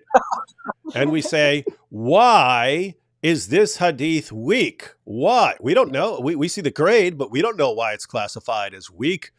And Giant DOC here pointed out it's weak because it was transmitted by the same guy who gave 95% of the Muslims in the world the Quran that they use and trust completely. This is literally what the Muslim scholars say for this hadith. This is literally what they say. They're saying, why is the chain not authentic? Why is it inauthentic? Because they say, why? Because Hafs is in the chain and he's nothing. You're nothing. He's nothing in hadith. That's one of them that says that. The other one says Hafs was the only one to narrate it and Hafs was weak in hadith. So therefore, it's inauthentic. The other one says here, Hafs bin Sulaiman, as a general rule, his hadith are not preserved due to his weakness. So this hadith that I showed you right here, this one right here, the scholars are telling us, 3 different scholars here, like Al-Albani, for example, was one of them, is telling us that actually, is it Al-Albani on? Anyway, maybe not one of these ones, but he also says that it's weak as well. But from what I remember, I have to maybe get that source. But anyway, we have these 3 different scholars here, 3 different scholars of hadith who are grading it and telling us why is this very hadith rejected? It's because Hafs is in the chain. That's it. So Hafs. That's the only reason they cited for it being weak. That's it. Yeah. So okay, amazing. And so you might think that that's it. Okay. So Hafs is like that's okay. So Hafs is bad. Okay. Well, what about the other people in the chain? What do these scholars say about them? It gets way worse. It gets worse. So let's cross him out. It gets worse? Yeah, it gets worse. Yeah. It gets worse than the guy who gave you your Quran and the version is named after is a big liar that can't be trusted with a hadith? Exactly. Huh. You can't trust the guy with a hadith, but yet you trust him with your eternal life with your Quran, with the Quran, the word of Allah. So now let's go to the guy who he got it from Awesome. So what do they say about him? What do they say about him? Is he reliable? All right, let's see. So this is what the scholars say, and these are like selective. You get some like scattered, scholars who say it's like a good thing here or there, but just to make the point here. He made many mistakes in hadith. He was not good at memorization. Listen to what this one says here. Anyone whose name was Awesome had a bad memory because his memory was so bad. They're like, anyone who's named that is Don't just, take anything don't from. take anything wrong. Yeah, that's kind of like I mean, that's saying you're so bad you've ruined a name completely. I mean, that's like the name Exactly. that's like the name Judas. You wouldn't see us naming kids Judas anymore because that name has just been ruined, even though it was one of the most common names back then. Or like the name Adolf or something. We're not going to be naming kids Adolf nowadays. It's like he's like ruined a name. What they're saying there is this guy is his memory is so bad. Anyone who even has the same name, we can't help but think of that guy as having a bad memory. That's how messed up this guy is. But wait. This is another guy in the chain of transmission of the Quran that 95% of the world's Muslims use. Yep. So it's a liar taking stuff from a guy who couldn't remember. Yeah, they say like he became senile before he died, and they said like what was wrong with him? Well, nothing was wrong with him except his memory. Well, it's kind of a big deal, right? It's kind of a big deal. Yeah, if you're transmitting information. Yeah, that was his only job. Yeah, you had one job. You had one job. And again, Ibn Hajar, this is the source as well for this. So that's awesome. That's who Hafs got. That's the next one in the chain. And then you might think that that's it. That's it. That's all. Well, no, actually, no. Who did Asim allegedly get his from? Abu Abdurrahman as-Salami. So what do they say about him? What do the scholars say about him? Well, here's the first problem with him. When you look at the chain, it says that it goes from Hafs to Asim to Abu Abdurrahman to Uthman, to Ali, to Zayd, and to Ubay. But this hadith here, it says actually, Shu'bah said that Abu Abdurrahman did not hear it, meaning the Quran, from Uthman or from Abdullah, but he heard it from Ali. So this chain actually says that, so you have a hadith here that says that he didn't learn the Quran from Uthman, but the chain says he did. So the chain says Abu Abdurrahman learned the Quran from Uthman. However, this hadith here, which they're saying is authentic, and he says, actually, no, he didn't actually learn it from Uthman. So there's a problem. We don't even know where he's getting this stuff from, basically. Yeah, exactly. And so then there's another really interesting comment here when you go to At-Tabari. At-Tabari, on his commentary on chapter 18, verse 28, he says that the reading of Abu Abdurrahman was hated by the scholars of the Arabic language. This dude was hated by Arabic scholars. Yeah, like the way that he worded things in the Arabic, it would hurt their ears. They'd be like, "Oh no, dude, we hate this guy. We hate this guy. We don't want anything to do with him." So there you go.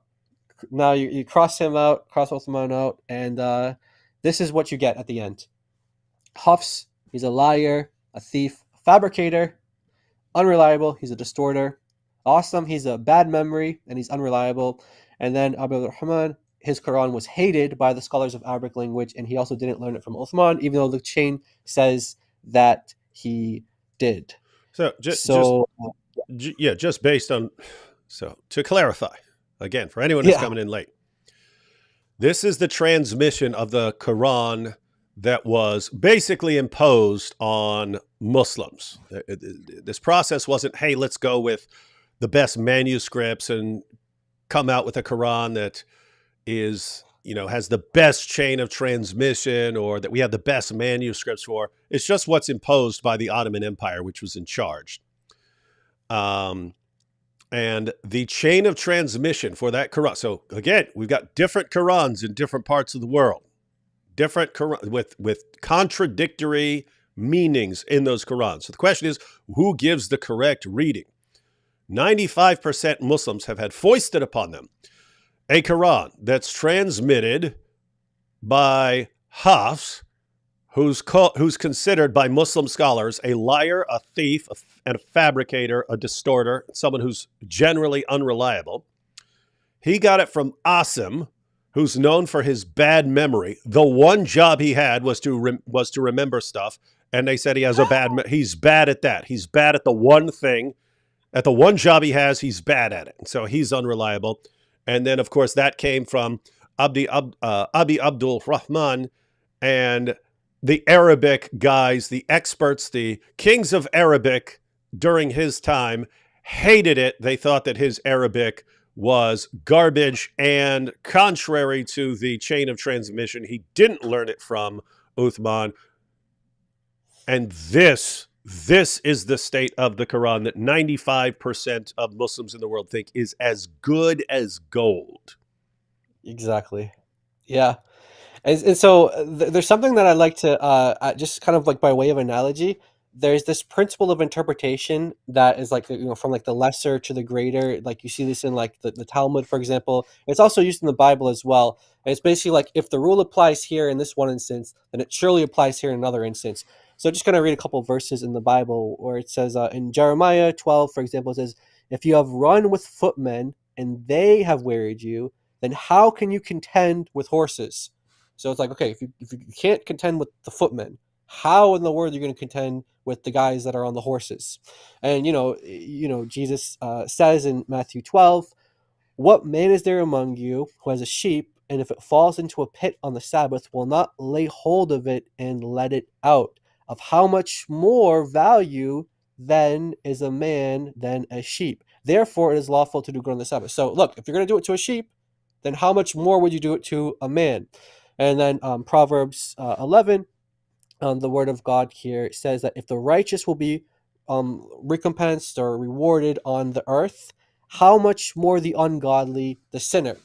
So this principle here, it's like what I'm trying to get at here by kind of like way of analogy is that this, if it applies in this way, how much more does it apply over here? So if you don't trust these guys when it comes to hadith, you don't trust them when it comes to something lesser than the Quran, then how in the world are you going to trust them with the Quran? You don't trust them, like David, like you said, like you don't trust them with the sayings of Muhammad.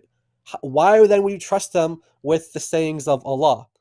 And it's not just like because a lot of times Muslims they'll say like, oh, someone can be good in math but they're bad in history, like like they're just different areas of but no, it's like the guy who is, let's say, a specialist in history, and let's say he's bad in math. Well, let's say the guy in history, he's known for being a liar and a fabricator, and it's like you're not just saying that he's not good at hadith. You're saying that his memory is bad. You're saying that these guys are liars, fabricators, etc. So again, why would you trust them in this lesser thing, hadith, and then why wouldn't you trust them there, but you trust them in something much much greater that your salvation is like dependent on the word of Allah? Why would you trust them in that? Yeah. So that's So kind if of you wanted to stick with a math example, if you're a teacher and you know this student is known for cheating in arithmetic and for copying answers and for smuggling in a calculator and so on, and just cheating regularly. And then you say, but we're going to trust this. We're just going to mindlessly trust this student when he's doing algebra. It's like, yeah, wait, what? exactly. Why would we do that? He's guy's got massive character problems. He's got character flaws that make him unreliable in arithmetic. He's a cheater and a liar.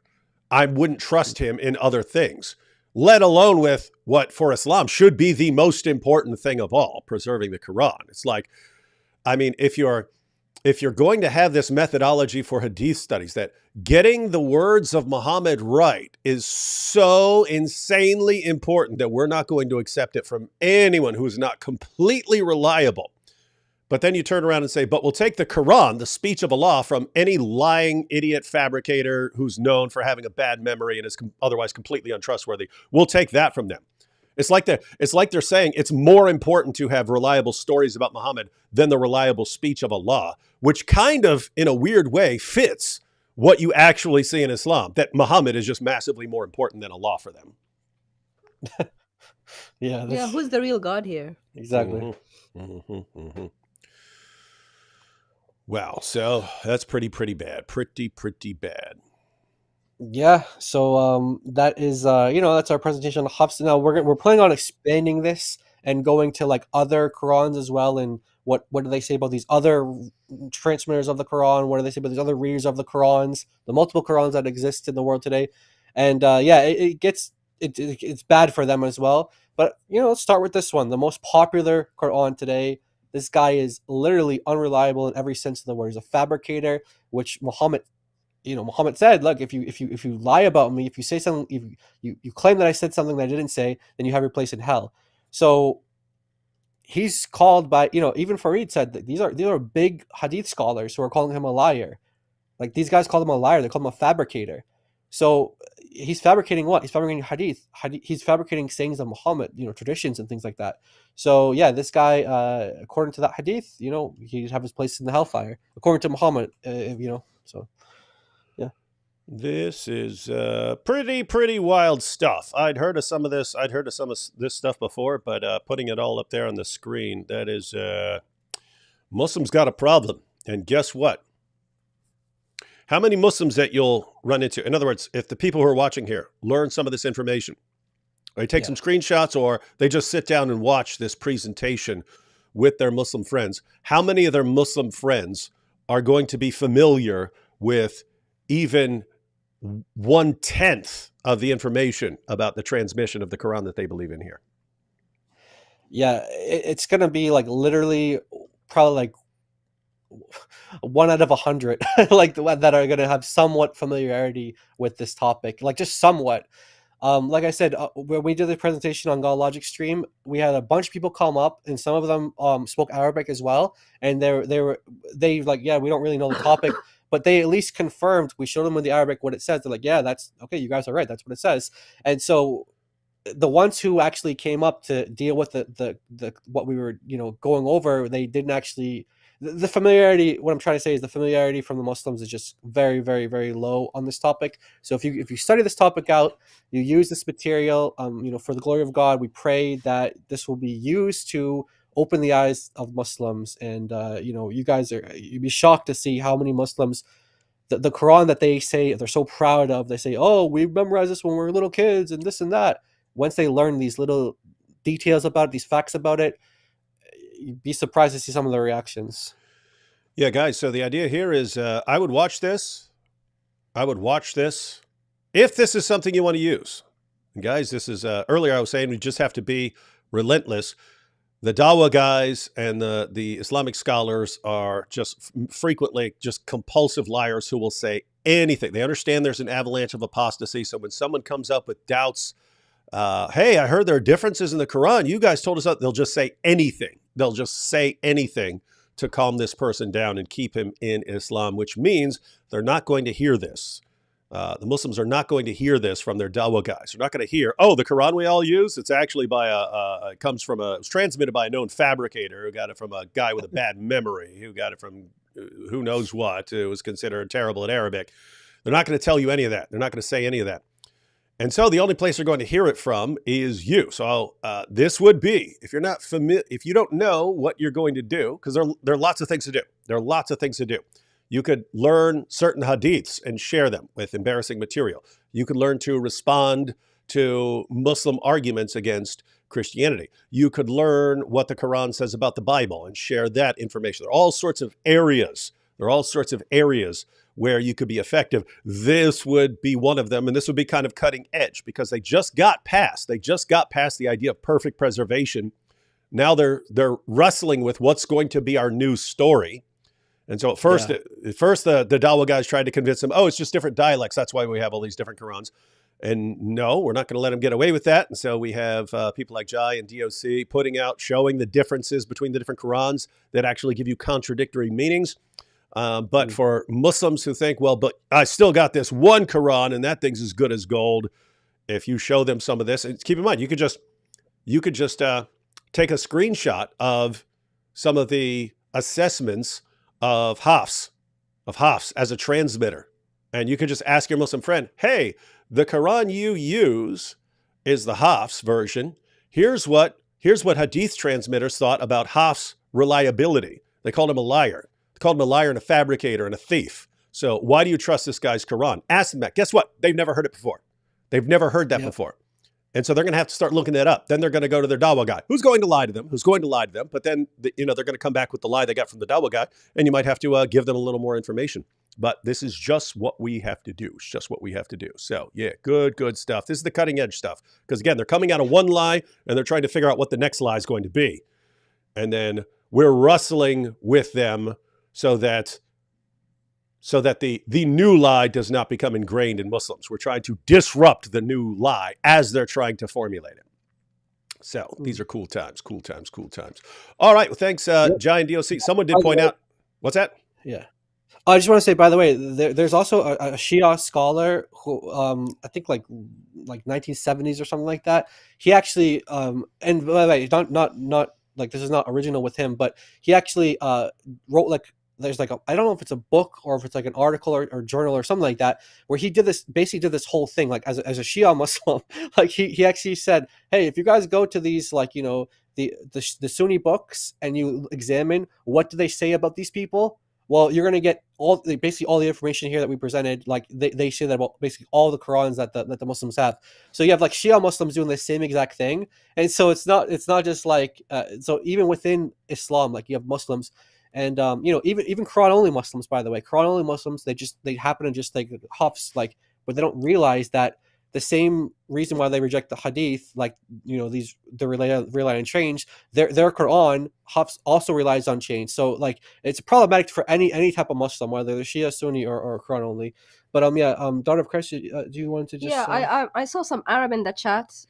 Oh yeah, you have like a big like You discussion have, going on in Arabic. I don't know if you noticed. So but... this Arab in the chat, this poor deluded person, we pray for her. She says the Quran is the basis of the Arabic language, which is a joke. Which is a joke because the Arabic language came before the Quran. Yeah. But we actually have sources from the Sahaba themselves saying that the Quran has mistakes in it. Yeah. Quote Al-Tabari from Surah 20 verse 6, 63. Surah 20 verse 63. The Quran says, "Inna hadani lasahiran." Those two magicians, and it says it grammatically incorrect. And Qurtubi says, people said that this reading is grammatically incorrect in the Mus'haf. Yes. Grammatically incorrect in the Mus'haf. And it should be inna hadayni lasahirain, which is a change in the vowel letter. Mm-hmm. And that reading is grammatically correct, different to the Mus'haf. And we have also Uthman saying, also in the Qurtubi, tafsir of this verse, saying, in the Mus'haf there is grammatical error and the Arabs will correct it with their tongues. في المصحف لحن ستقيمه العرب بألسنتهم. لحن, the word لحن in Arabic means grammatical inaccuracies. Yeah, grammatical mistakes. Yeah. And we've got that for Surah 20 verse 63, and we also have it for another Surah 5 verse 69. If you go to Qurtubi Tafsir, if this lady reads any Arabic, if you go there, you'll see Aisha said, every time I hear this, it hurts my ears. Every time I hear this, I can't bear it because it's a mistake from the katib. It's a mistake from the scribe. And guess what? This mistake is still here today. Yeah. Okay. And by the way, we can do another presentation on this as well, where we show even Aisha herself saying that there are grammatical mistakes in the Quran as it exists today. So this idea that Muslims say like the Quran's perfect Arabic, you don't need to trust our understanding of Arabic grammar, our understanding of Arabic language. We can go to Muslim scholars, even Aisha, who say that no, there are grammatical mistakes. Aisha and Uthman, as early as them, and saying that they're grammatical mistakes. Grammatical mistakes in the Quran. Yep. And the Qurtubi affirming those grammatical mistakes. It's all in their sources. Yes. By the way, this surah that I said, Surah 5, verse 69. Yep.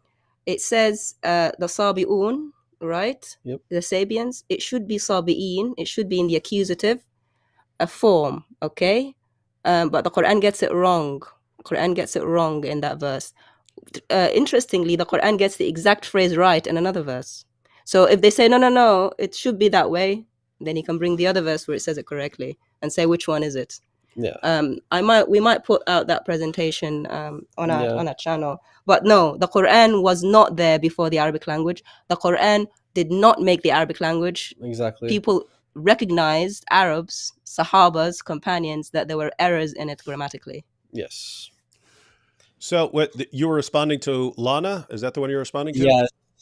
Yeah, this lady doesn't know anything. And, shocker. And yet is happy to correct everyone else. That is all those sources. Read Qurtubi for those verses that we just told you about. Isn't that a sad situation where the less you know in Islam, the more you go around correcting everyone who's trying to tell you the truth?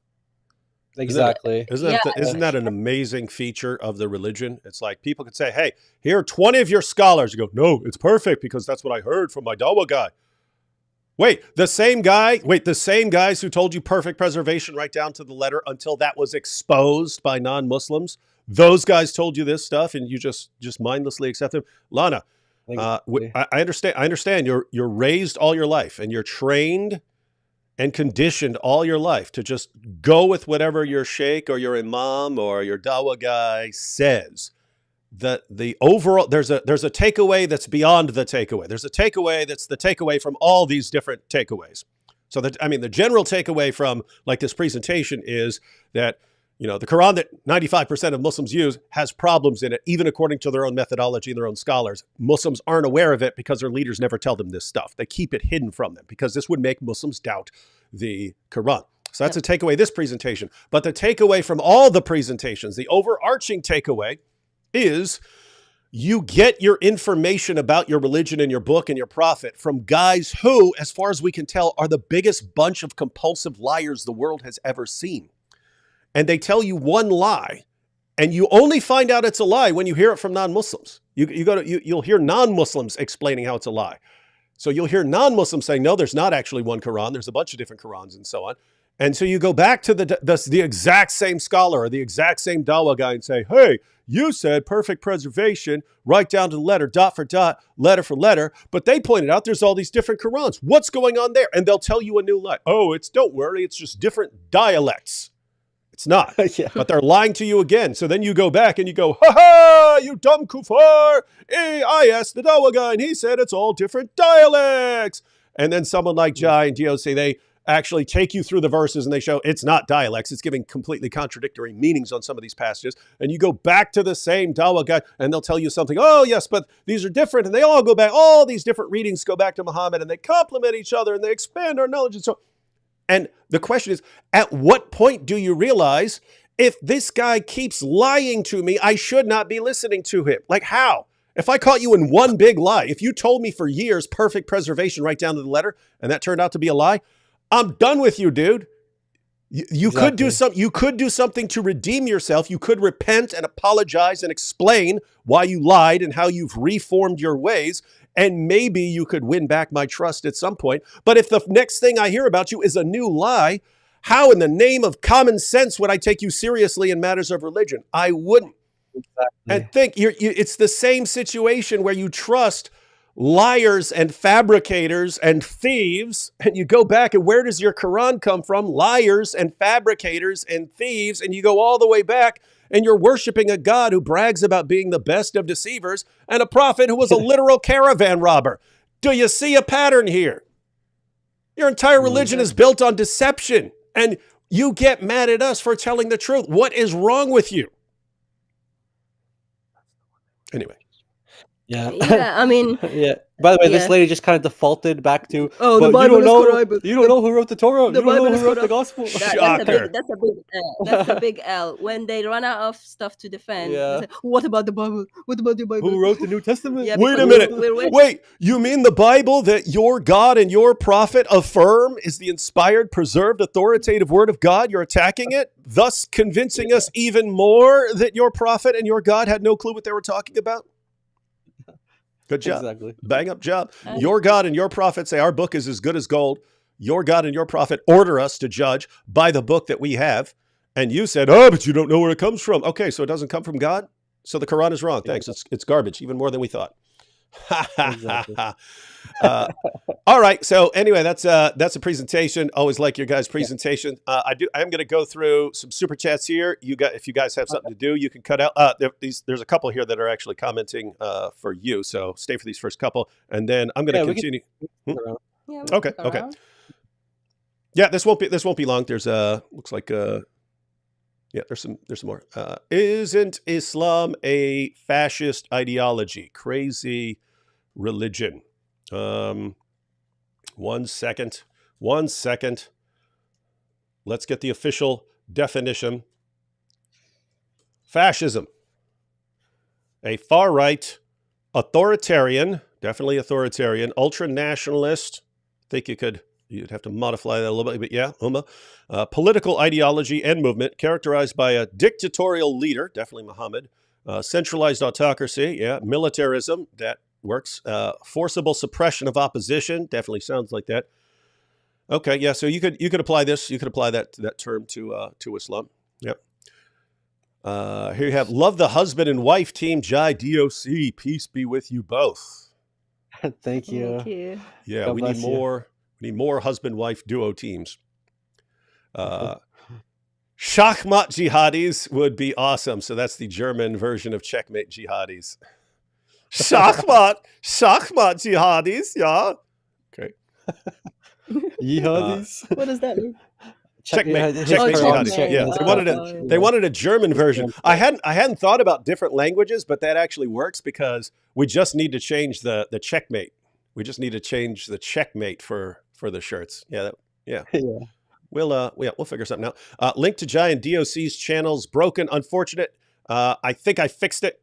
Yeah, sometimes you paste the long version and it cuts it off when it shortens links and so on. So I believe I fixed it. Go ahead and check and verify someone. But yeah, you guys want to be following.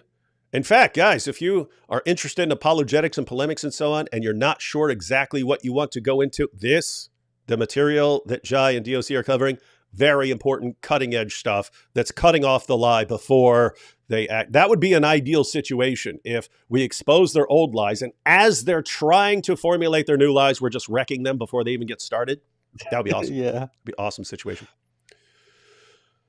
Sheikh Mike Wingjalinge D. Wood equals liar. Just went outside to debate women and they didn't marry me. And I got kicked out and told I'll go to jail if they ever see me near that school again. You're right. I apologize. I should have clarified. Do not be doing this Muhammad style where you're going to people's kids.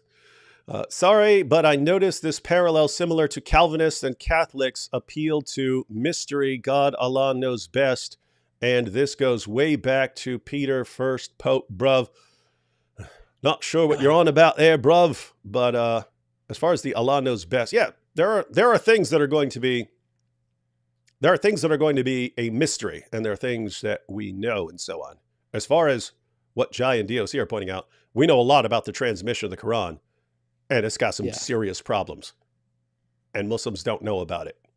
And if we tell them this stuff, Muslims are going to see the problems. Beatrice here, no comment. Let's see. Ripple affect. No one in the Bible was baptized saying in the name of the Father, Son, and Holy Spirit. They only were baptized in Jesus' name. Okay, so we have some sort of Unitarian. What did Jesus command? Baptize them in the name of the Father, the Son, and the Holy Spirit. So I don't know how you're going to throw out 28. a command of Christ there. David, I just wanted to let you know that there's no way you're getting a donation over AP. What? But you just did. Yeah, you just did. What are you talking about? Ha ha! He gave you shekels too. Been refuted. Oh, I love the shekels. I'm all about the shekels. My chain of narration was called weak because I tugged on my beard. Your chain of narration is weak. Ha ha! Checkmate, you little weaklings. I don't know why tugging on the beard would be bad. I didn't get that one either, but that's what they say. I don't know. I'm wondering if that was like there are certain signs if you see little ticks that people have when they lie. Like one of them is like touching your nose while you're talking, and you'll just randomly. If you ever watch Sheikh Yasser Qadhi, he does it the entire time. As we are going through this, and it's like that's considered among psychologists, that's considered a sign of lying if you can't stop like compulsively touching your nose. But I'm wondering if they thought of that with beards or something like that, that it's like a sign that you're lying. Because you like get nervous with your hands or something like that. So maybe they think that these guys would pull on their beards if they're lying. I don't know. Or unless they just thought it was bad etiquette or something like that. And so you can't trust a guy with bad etiquette. Yeah, I wonder if anyone actually knows, or if it's just going to be kind of best guess situation.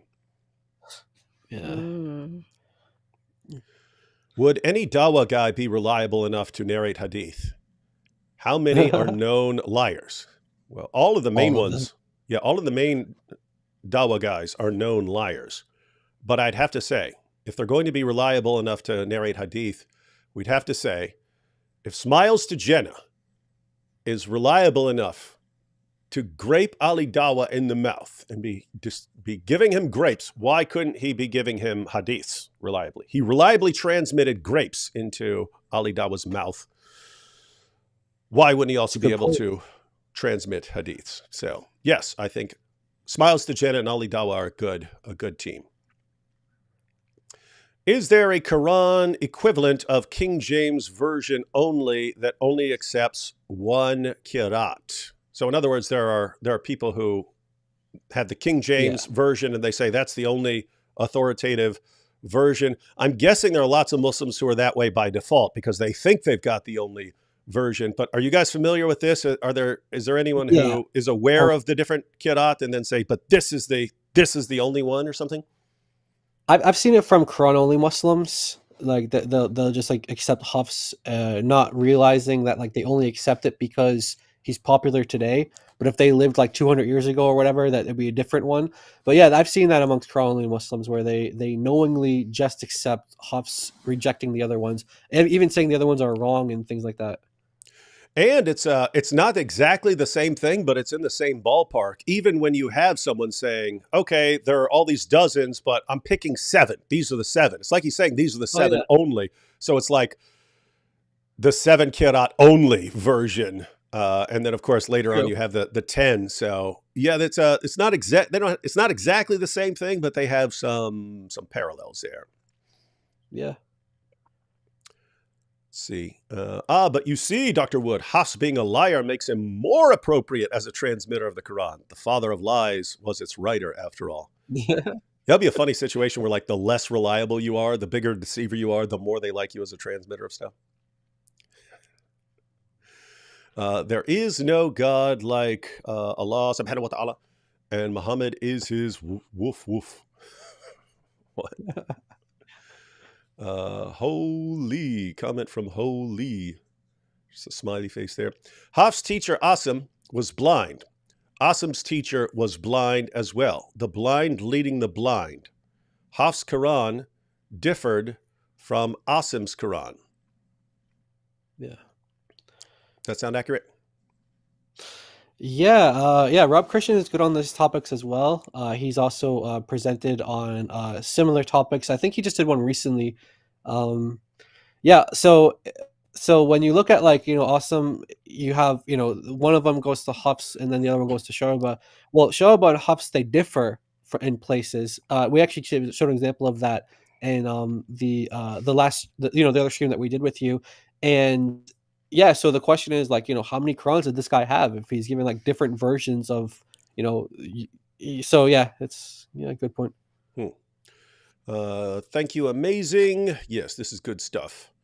Is there a Quran version based on this is an interesting question. Is there a Quran version based on proper methodology like textual criticism? The Hadith too seems hard to do given how dumb the traditional method is. So yeah, it'd be kind of a different question for Hadith, but like a critical edition of the Quran would be basically taking all the manuscripts, lining them all up, having them dated and so on, finding quotations of the Quran and assessing how early they are, examining the different qiraat, but with the different qiraat, it would kind of be going through it like verse by verse and saying, okay, we have this one in these different qiraat, we have this version in these qiraat, which is most likely to be authentic and which is most likely to be a copyist mistake or inserting a dot at the wrong place or something like that.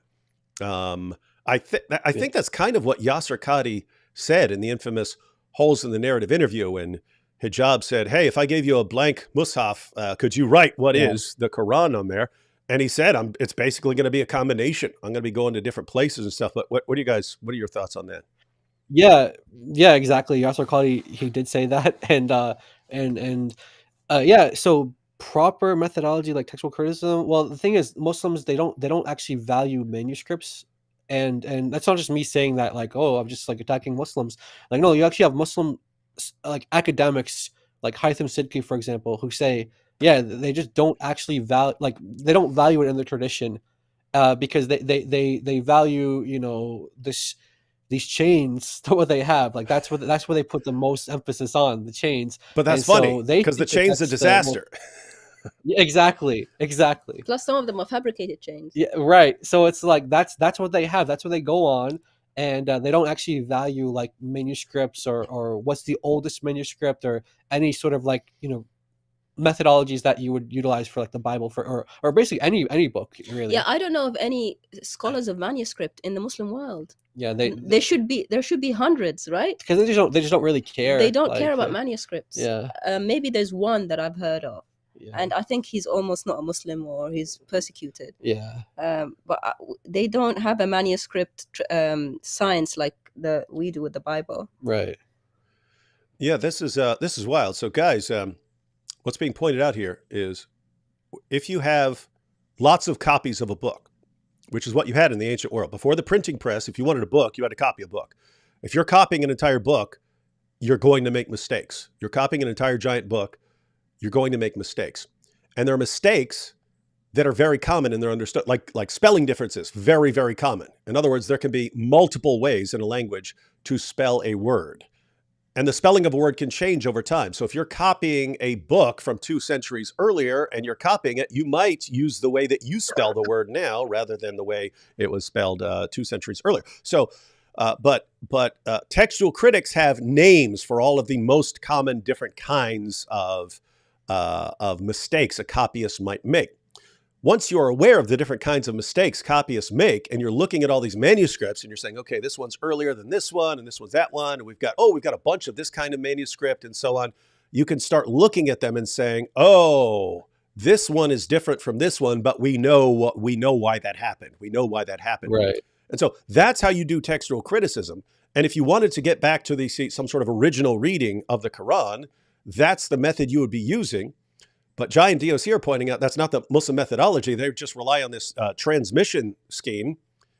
Yeah. But the transmission for their main version that they use is a disaster. It would fail. It would be laughed out of court if it were a hadith. If this were just a story, if you had that name of transmitters on a simple hadith about something Muhammad did. Hey, Muhammad went and peed. Here's the list of transmitters. Hey, we can't believe that. We can't believe that. It's unreliable. Look at those names. Those guys are a bunch of liars and fabricators with bad memories and stuff like that. But these are the guys who gave you the Quran. So they're using a methodology, which is it's an inferior methodology to textual criticism. Yes. But even using their defective inferior methodology, their book fails that methodology. So it's like a giant joke. This is crazy, man. Mm-hmm. Yeah. This is crazy. Rustling. David, your West Virginia is showing. Did I say rustling at some point? If I wanted West Virginia, I'd say wrestling. Would it be offensive to celebrate Uthman Day by burning piles of Qurans? No. That is the only way to celebrate Uthman Day. Aisha and Uthman said the Quran has grammatic errors. So a very mature child and a wife stealer who are not medical doctors. Nice try, Kufr. Yeah, you want to kick them on the bus as well. Yeah. You can if you want. See, Lana logic is what Ali Dawa said. 1 versus 100. Oh yeah, Ali Dawa said 1 Muslim can take on 100 Christians and destroy them. Oh So, yeah. Oh yeah, she's taking. She's the one. great job, By great saying, job, Lana. And it's even more extreme because according to Muhammad, she has half the intellectual ability of a man. So she's in here schooling us. That's amazing. Yeah, so keep up. Yep, those women with their whiteboards are powerful. Husband and wife combos plus very Christian. See Acts. Oh yeah, I know what you're talking about. Priscilla and Aquila. Nice. What?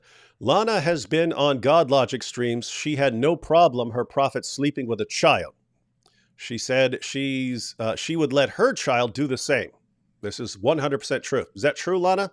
Did you say you would let a 50? That is true. You've seen that before? Yeah. She was on the stream.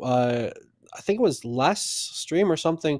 But yeah, she was there and she said, I don't have any. I would let my let her child sleep with Muhammad. She didn't have any no issue. Disgusting. That's demonization. At the same time, she was arguing that Aisha wasn't Aisha was like 18 or something like that. So we don't know Aisha's contrary age. So to every source we have. Exactly. And then That's so she got challenged on the point was like, okay, so what would you do if he asked your daughter, like let's say a 9-year-old daughter, 6-year-old daughter, like, oh, of course I would, because it's of course I'd give it to the Prophet. So this is fascinating. We have over 200 sources saying that Aisha was 9. Lana says, can't trust those guys. Well, therefore you can't trust hadith methodology in general. You think it's garbage because it's your most reliable sources that say this. You trust the Quran that's transmitted by liars and fabricators with terrible memories whose Arabic is garbage. And you'll accept all of this because you've been conditioned not to accept any particular methodology, but just because you've been conditioned all your life to mindlessly obey whatever your leaders say. And that's so much so that if they tell you, give your 9-year-old daughter to this creepy old Heaven's Gate looking pervert over here, you do it in a heartbeat. How do you hear what we just said and still just continue down this path? It's disgusting. And you're better than this. You're created in the image of God. So stop letting people degrade the image of God in you and your daughter. Amen. Amen. When a Muslim claims that Jesus or Moses were Muslims, he should be asked to tell when it is documented that they fasted in Ramadan. Or that they did anything else that we associated with Islam, because they always did things that would rule them out as Muslims, and so it's fun stuff. But it's the same issue. Muslims aren't saying that Jesus or Moses are Muslims because they've examined their lives and said, "Wow, these guys meet the requirements of being a Muslim." They're just saying Muhammad said it, and that's it. This entire religion is one person. It is a religion that is centered around one person and all of his ramblings. Exactly. And like they always say, oh yeah, we believe in the prophets. No, you don't. You believe in one guy and what he said. One guy about all the prophets. Yeah. That's it. Yeah. And it's just sad because that one guy that you believe in happens to be the least reliable person in history to tell you about God. You could find a random crackhead on the street and I would trust him more about God than I would trust Muhammad. It's how unreliable he is. True. And you're willing to you'd hand over your daughter to him. Do you support managed democracy? There's only one correct answer. Also, jokes aside, what's your issue with Mike Winger? I'm new around here. Not sure about managed democracy, but I am sure about Mike Winger. He's a nerd. That's all the information you need to know. What are you guys thinking about the origin of Allahu Akbar from the sun and moon god and the 3 daughters of Allah in Meccan paganism? Have you guys come across any of this? I heard things about it, but I've never really gone into much detail on it. Yes, I've never actually studied. I've seen Allahu Akbar, that there was the pagans were yelling one thing, like Hubal is great or something like that, and the Muslims yelled back Allahu Akbar, Allah is greater or something like that. But I don't remember. I don't remember where I saw that, so I wouldn't want to comment on it. And and you've got Alat, Alus, and Manat, who I've seen referred to as daughters of Allah and so on, but I wouldn't be familiar with the source that's... So we've got them listed as pagan goddesses. I wouldn't be familiar with what exactly is calling them daughters of Allah. But these are all future research projects. Imagine Mike Winger's going to Speaker's Corner. Oh my goodness, he would get eaten alive. He'd be totally humiliated. He'd go running back to the U.S. with his tail between his legs, crying, and he would console himself by watching Star Trek for 6 weeks straight. Isn't the original transmission from Ubay ibn Ka'b? If so, what happened to the verse about Muhammad being a father to Muslims? Is he talking about the Hafs version? Does that go back to Ubay ibn Ka'b? I get what he's saying here.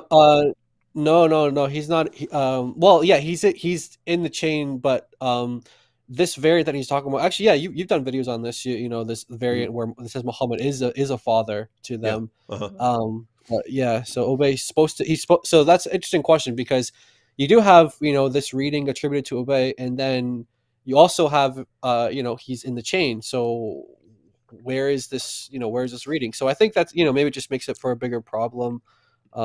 Yeah, he's in the chain here. So Yeah, so guys, the issue is Ubay had some textual variants in his Quran, and there's a part, Surah 33, verse 6, where Muhammad's wives are called the mothers of the believers. But in Ubay's version, it said that that Muhammad is a father to them. And so that was eventually taken out of the Quran. But that was in Ubay. So the question is, if this goes back to Ubay, then why isn't it in there? And that's a good question. There would be a couple possibilities here. So it could be that later transmitters consolidated the Quran to bring it in line, with other versions of the Quran. Because I mean, even who was it? Umar in Sahih al-Bukhari said, Ubay's the best of the reciters, but we leave out some of what he recites. So they understood we're actively leaving out some of his recitation because we believe that some of it has changed or been abrogated or something like that. So it could be later guys who are sort of going through and editing and saying, okay, this part of Ubay needs to be chopped off. Or it could have been a situation where Ubay himself eventually got in line, was required to get in line and say, hey, you need to make sure your version of the Quran lines up with the rest of these now. Yeah, because there's a verse in the Quran just a little bit later in the same surah, Surah 33, verse 40, where it says Muhammad is not father to no one. any of your men. Yeah. So you can't say in verse 6, like Allah, he's your father, and then later. Yeah, so they must have seen it. Yeah. And taken it out. I think there's also, I think Shadi Nasser, at least he alludes to this as well, where he says like it's possible that they just kind of like made up these chains. Like I know that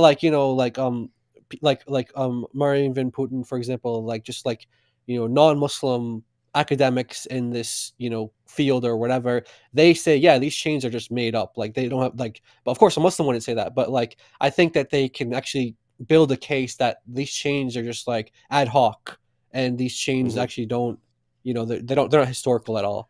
But so we're just kind of granting that they are, and we're using that, and we're like, okay, well, this guy's a liar, thief, fabricator, bad memory, hated by, so.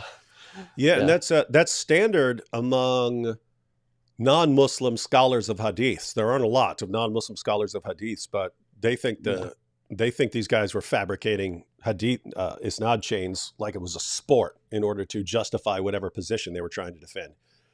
And so that's going on a lot back in the day with Islam. So like, how in the name of common sense do you trust all this stuff?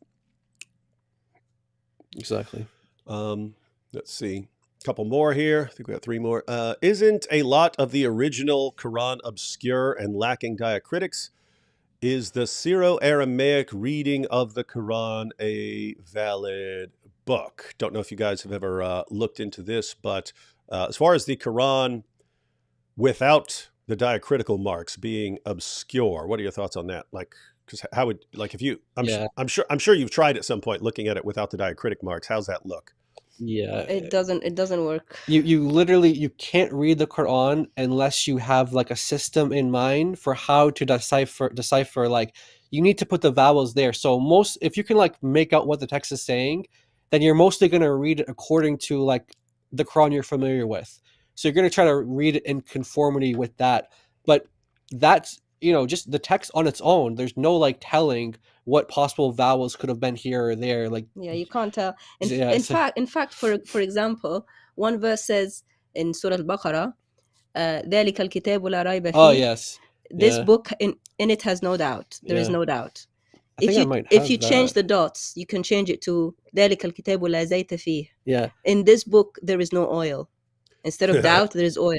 Just by changing the dots. In fact, there was someone trying to find who said that they called him as Zayyat, the oil man, because Hamza. he'd recite. Right I got the story here. Yeah. So Hamza, he used instead of saying raib, instead of saying raib, because if you look at it in Arabic, you literally just putting like you just change the dots around from the top to the bottom. Yeah. So let me clarify. Let me clarify for everyone. So the original Quran lacked all these markings that clarified exactly which letters and so on. They were missing some things that clarify exactly what's being said. And so later on, people are adding the dots to clarify it, but they do it in different ways. And that's how you end up with different versions of the Quran and so on, because they're saying different things based on where these dots and so on are going. Right. And so you're pointing out that, and so Yeah, what they're pointing out is a lot of Quran verses. If you just have this sort of skeletal structure without the clarifications, then you could read it in completely different ways with completely different meanings. And so go ahead.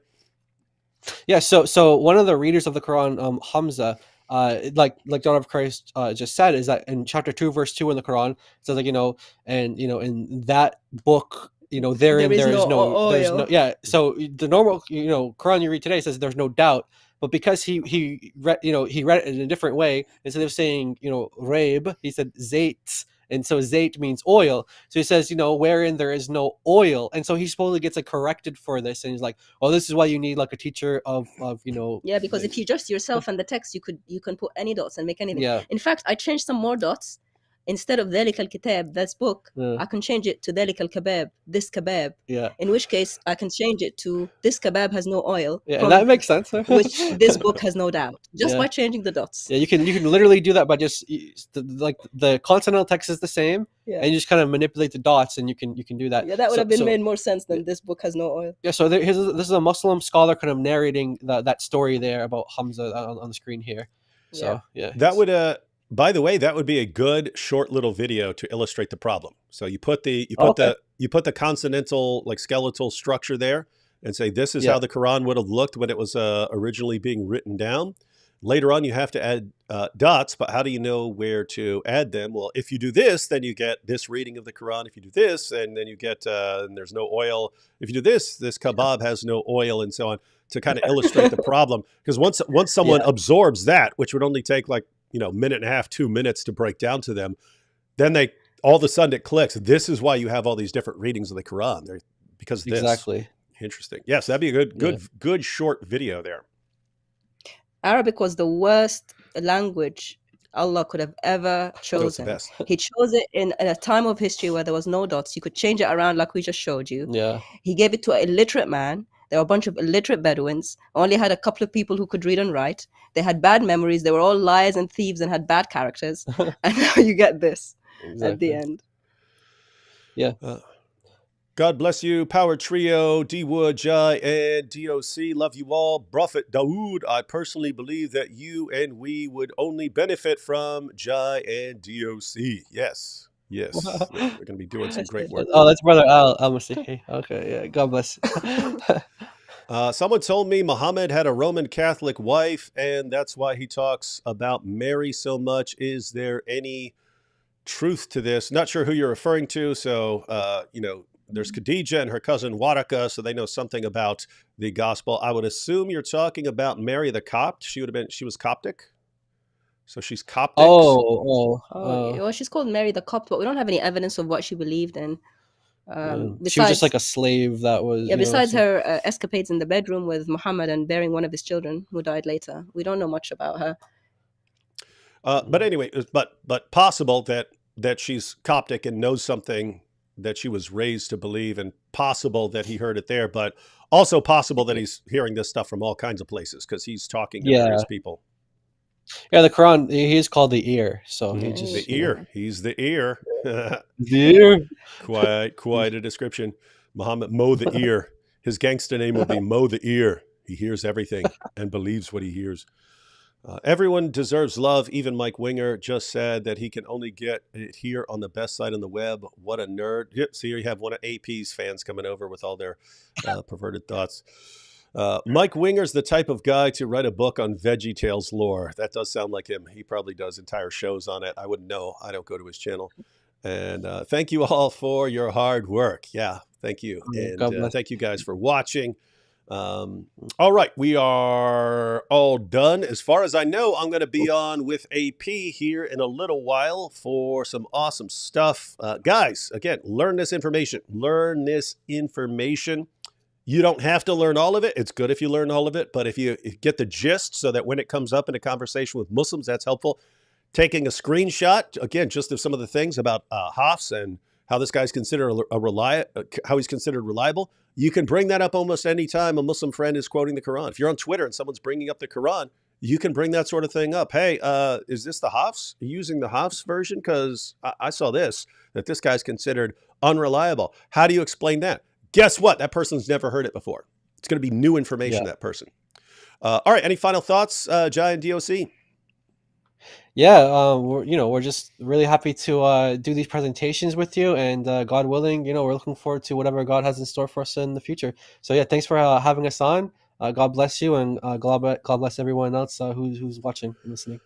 All right. Yeah, thank you We'll so much. catch you all next time, which for me will be in about 50 minutes on AP's channel. Oh, wait, it's AP. Let's call it 60 minutes because we know it's going to be 10 or 15 minutes late. But catch you all soon.